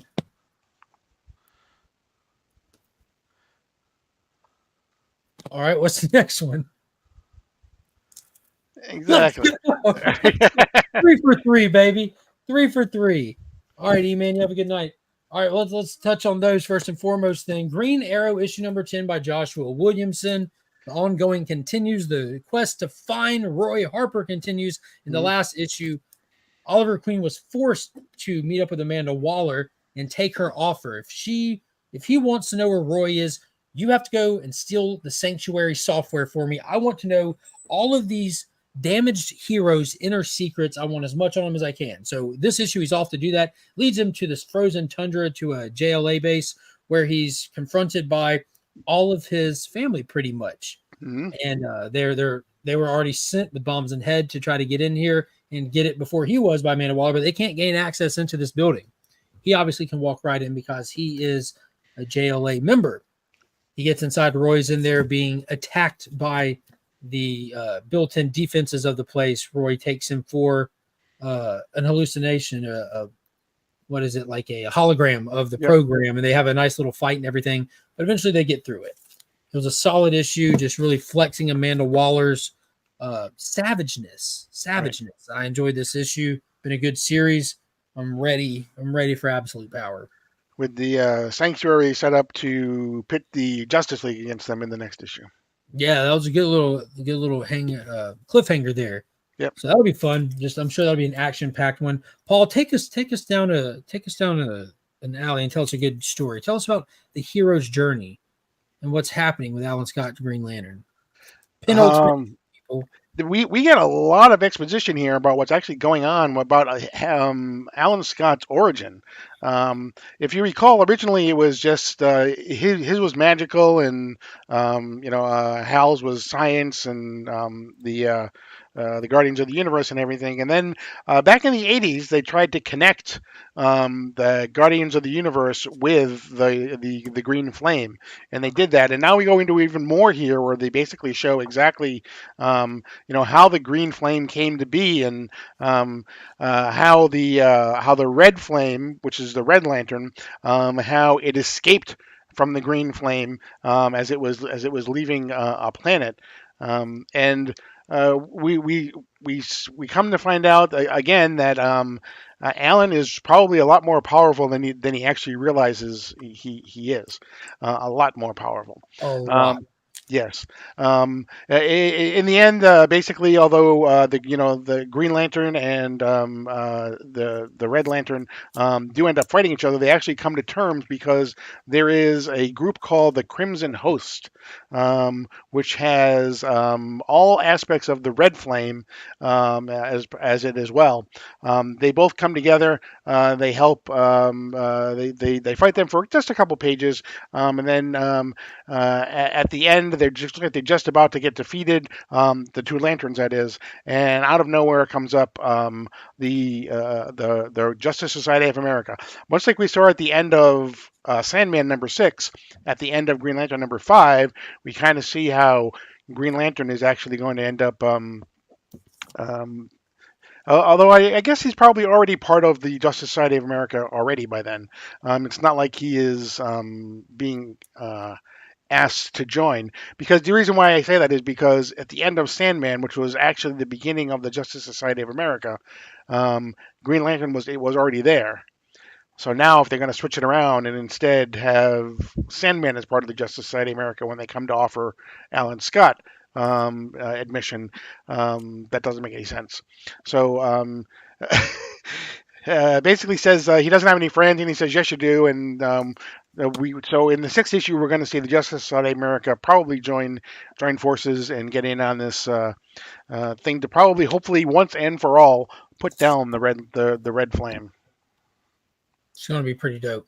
I do want to answer this. So, we doing the monthly channel members giveaway tonight or next Sunday? So we do those the first Sunday of the month. So that'll technically be next week. The 6th. What is that? That'll be the 6th, right? 7th. The 7th. It'll be the 7th. It'll actually April 7th. So it couldn't be further away if we tried an entire full week. But I will happily show you. I haven't shown it or shared it yet. But first off, I do want to remind everybody, because X-Men 97 had 2 good episodes, and just to, I decided to, and that's it. We're done. I'm done with that show.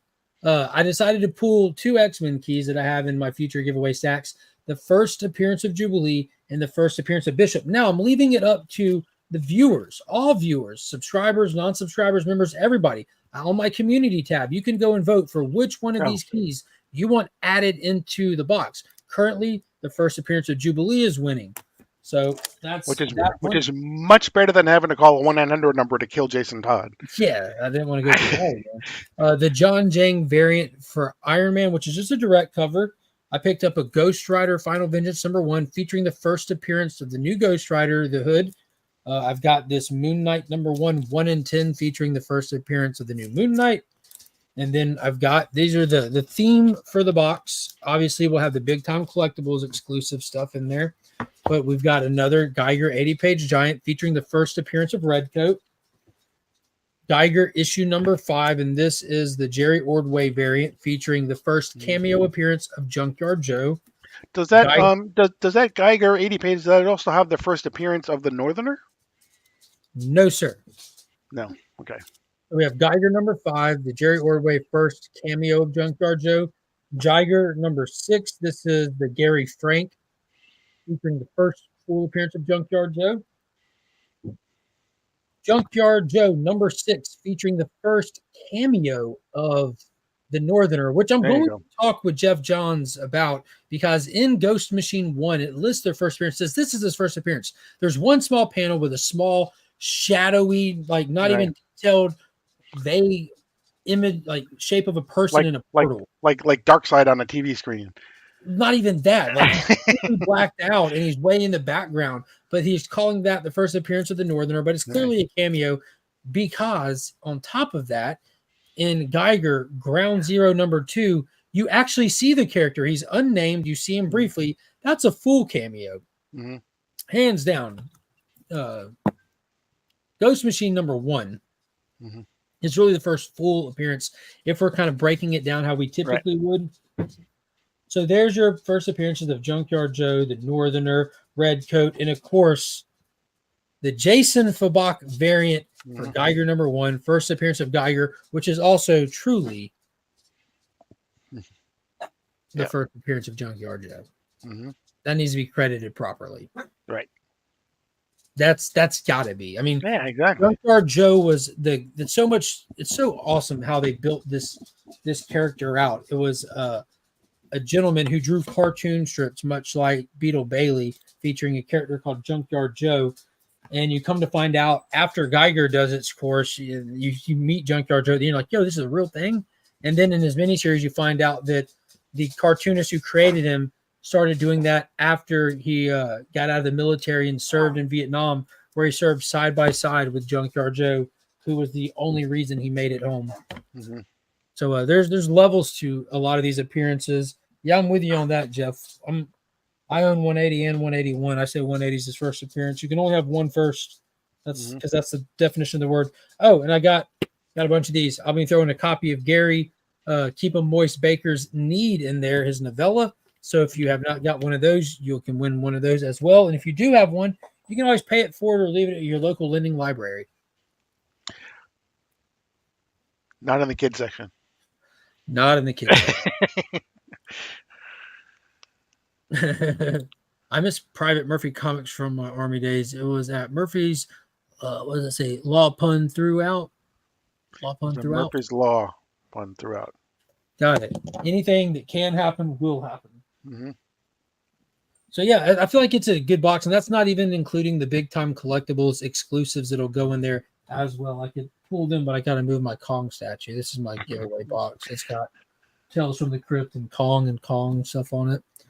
But yeah, good stuff. Good stuff. You got one more I'm excited to talk about. Batman Dark Ages. So the Superman Space Age, Mark Russell, Mike Allred saga continues. We're going back to the beginning of it, but this time looking at it from the vantage point of the Dark Knight himself. This is really cool. They're introducing us to a unique version of this story. Some of it familiar, some of it completely new. A version where the False Face Society, the False Face Gang is who murdered the Wayne family. A version of it where there's like almost like a future for Metropolis, but Gotham, like where it was going to be the city of tomorrow, but it kind of devolved into the city Gotham that we know it as. We get to see Batman operating and fighting. And Bruce doesn't actually see the murder because the parents go to the movie themselves and leave him at home with Alfred. Yeah, without him, yeah. And the way that he gets inspired to be Batman was unique, like him being the board that took over Wayne Enterprises knew that we have till this kid turns 18 to find a way to keep him from inheriting this company and keeping power. The False Face Society is actually in charge of the head of the board, and they're actually answering to a shadow person who we don't get to see until the very end. In the midst of Alfred knowing that eventually someone will come for this boy, he stays up at night. They have a contingency plan, and in the night where they think that someone's coming to assassinate him, they enact the plan. Bruce runs down to the cellar, and in the process of doing it kind of thing, he falls into the cave, bats, blah, blah, blah. Inspiration. At least that's what we're assuming is the inspiration. They haven't shown us anything farther than that. But you get to see him do some Batmaning stuff. You get to meet a little bit of Jim Gordoning stuff. Get a lot of cool context with Alfred in this. But the end, the big reveal, like when Bruce gets arrested because he's kind of a rebellious teenager through the years. And, he always has the company's lawyers keeping him safe and out of jail. They intentionally don't send the lawyers, dry up funds, cut him off so that he is now imprisoned in jail, where he knows somebody will be coming for his life. And now that he's in jail, the board does not have to give power over to him. And they're willing to show the secret entity behind the board. And in the process said, gentlemen, let me introduce you to the person who's been making this such a profitable company, the man who's really been looking to the future, Mr. Pariah. And he ends it in the coldest line. Let's not look too far into the future. 1985 will suffice. I'm like, right. Oh my God, we know how this ends. Right. That was cold. Mm-hmm. That was so cold. Superman Space Age releases 3 100-page kind of square-bound books, no ads. These are releasing a 648-page book. I like the 100-page format better. I get why they do this. You run a lot of people off with a $10 price point, right? As well as square-bound. But yeah, super good. Ready to dive into it. Came on Batman. It's 85th birthday today. Batman turned 85 today. Looks good. Still looks good. Doesn't look a day over 84. Nah, it sure doesn't. What do you think of Space Age? What were your thoughts? Did it give you what you wanted? Did it like redo those vibes and the expectations that were set with Space Age? Yeah, I really like the Mike Allred art too. I mean, I liked it in Superman too, but he draws the most haunting eyes. Like they're almost like like sunken in almost. And but yeah, I mean, I like the little tweaks to the history, and seeing Pariah on the last page was like, okay, he clearly, if there was any doubt, he clearly is connecting this to the Superman. Yeah, most certainly. I guess he just cleaned up, Hefe. Yeah. Another one that I read that I enjoyed, Hulk 10. I actually steered away from the A cover this week. I saw this Miko Suwayan cover. I'm like, yo, that is insane. Then I saw it was a Miko cover. I'm like, I'm trading out my A. It looks like a total homage to 102. Like it was really cool. He's in the midst of Louisiana dealing with the harpy lady, the old lady down there. These are kind of episodic, just dealing with like 2-3 issue story arcs of different monsters. Now that the monsters have returned since the Green Door is closed, we're slowly building toward the true entity that's behind it all. But I'm still enjoying it. Ultimate Spider-Man 3 was really fun. We get introduced to Harry Osborn, to Bullseye. It looks like the Green Goblin is out to shut down Wilson Fisk. Wilson Fisk is actually just a puppet for the bigger entity. Bullseye is just, we get introduced as in fight already with the Green Goblin, who's not working for Fisk, but working for the real boss, and he can't wait to get out of here. He hates this world. He's ready to go home, hinting at the bigger stuff at play with the Maker and stuff. Spider-Man, his little tech suit, his daughter helps him come up with a good design for it. It kind of just changes like Captain Marvel's did in that first Carol Danvers movie. Mhm. And he goes red and blue in this one. And Harry, when he meets him, he's able to use his suit tech just a Wi-Fi link to it and just take his mask off of Peter against Peter's will. And then Harry takes his mask off. He's like, "Hey, I'm Harry. Good to meet you." He's like, "Hey, I'm Peter. Let's go have coffee and talk about saving the world." I'm like, okay, where are we going from here? We'll have to see. Avatar: Frontiers of Pandora, issue number 2 came out. The video game, I think it's tied to the video game somehow. I wouldn't know. I don't play the video game, but it does take place after the events of the first movie, where all the tribes came together to stop the Sky People. One tribe that suffered 100% loss, turns out they had one member left, and he's seeking himself, trying to find himself in this issue. He's linked into the Mother Tree and like convened with his elders, because you can always find him in the drift. But he's to go on a hero's journey, and on that it leads him to having to face down and try to master a Thanatar. You remember those from the first movie, Natiri riding it when she was fighting the big bad guy at the end. Well, it's not an easy task, and he has to find the help of another tribe to do it. He learns patience and arts and stuff. Like they're a very like crafting tribe. It was really cool. Liked it a lot. A lot of these I think were last week, right? Duke, War Journal. Yeah. Yep. Flash was this week. Yep. No, it really wasn't that bad. Haven't read it this week. Flash was this was one of the better issues. You deal with some time police type stuff. We figure out who that guy with the Raiden hat talking to Jai was a couple issues ago. Mm-hmm. Don't do anything with Reverse Flash though. It's still it's got a ways to go. A lot of Max Mercury in this one, and that's always a bonus. The Penguin, issue number 8. Yo, did you pick this up? Are you reading it? It comes in my monthly.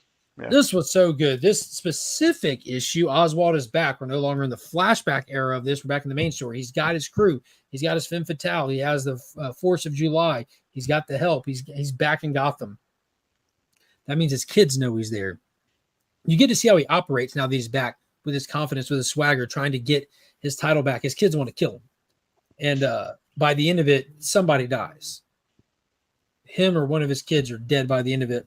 Mm-hmm. The way the story is told is impressive, intense, and it's just so good. So freaking good. Oswald's a force to be reckoned with. And I think that's all from this week that I read. I did get to War Journal, which was fantastic. Duke number 4 was fantastic. Cobra Commander number 3 was fantastic. I don't know what came out of what week, but this one really just showcases the strength and resolve of Cobra Commander. Even in the middle of being tortured, he's still in charge of the room and making moves. Duke was just he was picked up, captured by the Joes, being held in a cell next to Baroness when the bad guys come for him, trying to take them all out. And in the midst of the battle, they get out and have to work together and fight together. And now he's got some allies trying to work with him to go find out what's going on with this robot thing he saw in the sky. War Journal number 7 was really good. We got John in another dimension, another pocket universe, off the grid completely, doesn't know what to do, where to go, how to get home. All he knows is the people there require his help, or he can never get home. An entity that's standing between him and getting back to the charted galaxy is not moving and is not letting him out without taking it out first. Good stuff. Which one are you peeking at? Oh, I was this is an old comic that I just found over here. I was wondering, this is from BC Collectibles. It is House of Slaughter number 6, MegaCon. Oh yeah, I remember that one. Yeah, I had that at one point in the giveaway. It will be on Guess That Key at some point. Nice. I love this all red alternate universe. Absolutely. The age verse. What would you call it? We've had Space Age. We have Dark Age. He's got to do a Wonder Woman one, which is, I don't know, what do you call it? The Patriotic Age? I don't know. Depends on who he's really taking inspiration from. If it's that Stephanie Phillips woman, it'll be the War Age. That's right. I tried to cosplay as Mike Allred drawing, but people just kept asking me if I was supposed to be the lead singer of The Cure. Island Age. The Island Age. Okay. The Metal Age. I think the Metal Age would be a good one. Yeah. Yeah, there's just a ton of good reads this week. Again, next week is a solid week. Solid week. Ghost Machine is starting. I can't stress that enough. Hope everybody gets a chance to pick them up. Check them out. If you've never read any Geiger before, you're perfectly fine with grabbing this issue 1 and taking off from there. Gives you enough context in that story alone.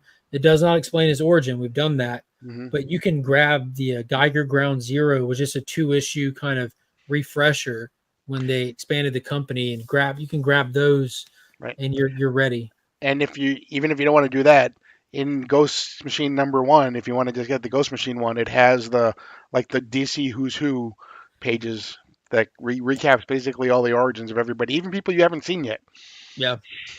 The back of all of these they reprinted some of those Who's Who's, like Barney's. Mm-hmm. There's Two-Headed Dog. Barney's Who's Who is in the back of Geiger #1 this week. It was really cool. I tell you what, man, it was so fun. The Red Coat one, it's got Easter eggs in it, but don't really Easter egg its own universe. Mm-hmm. It just shows you that the creators are having a blast making these and doing stuff kind of for themselves or for the diehard nerds like myself that are like dissecting every page of art. But yeah, it's good stuff. Yeah. And it is, and what is that? And it also is doing. I mean, for the most part, most of these people probably became more famous as a DC. And Brian H. probably was Marvel because he did Ultimates and Fantastic Four and all that stuff. Although he did Justice League as well. But they also are doing some kind of cool nods to the DC stuff too. Like they're doing like the checkerboards on the issues. Mm-hmm. They're doing like the Who's Who pages. Wait till you see the way that they end that. And I was talking to Becker, like, they feel like comic books. You know, like Stan would talk to the reader. Mm-hmm. Like with the splash intros and the splash exits to the book, yep. like what's going to happen with Tweedledee and Tweedledum? You decide who's who. Find out next week in the thrilling adventures of. It has that vibe to it, and it has like some style like that to it. It's really good. I admit the show Ghost has been fun. I haven't seen the show Ghost. Saw the movie with Patrick Swayze. It lives rent free in my head. But it's 10:30. That's going to wrap up for tonight. Want to remind everybody to check out Sector 2815's channel. Be sure to go over there. You can find us over there on Mondays and every other Wednesday. Again, it's a bye week for the deep dive this week. And Tuesday, 1:30. Make sure after this you just go ahead and just go over to the live tab. You see where it says like videos, community, live, all that good stuff. Go to the live tab. The stream is already up. You can go hit that bell. Come hang out. 1:30 Eastern time this Tuesday. It's going to be a blast. It's going to be fun. Hope to see everybody there. It's going to wrap it up for tonight. You got anything else, Paul? Can't think of anything. This is an off week for Guess That Key as well.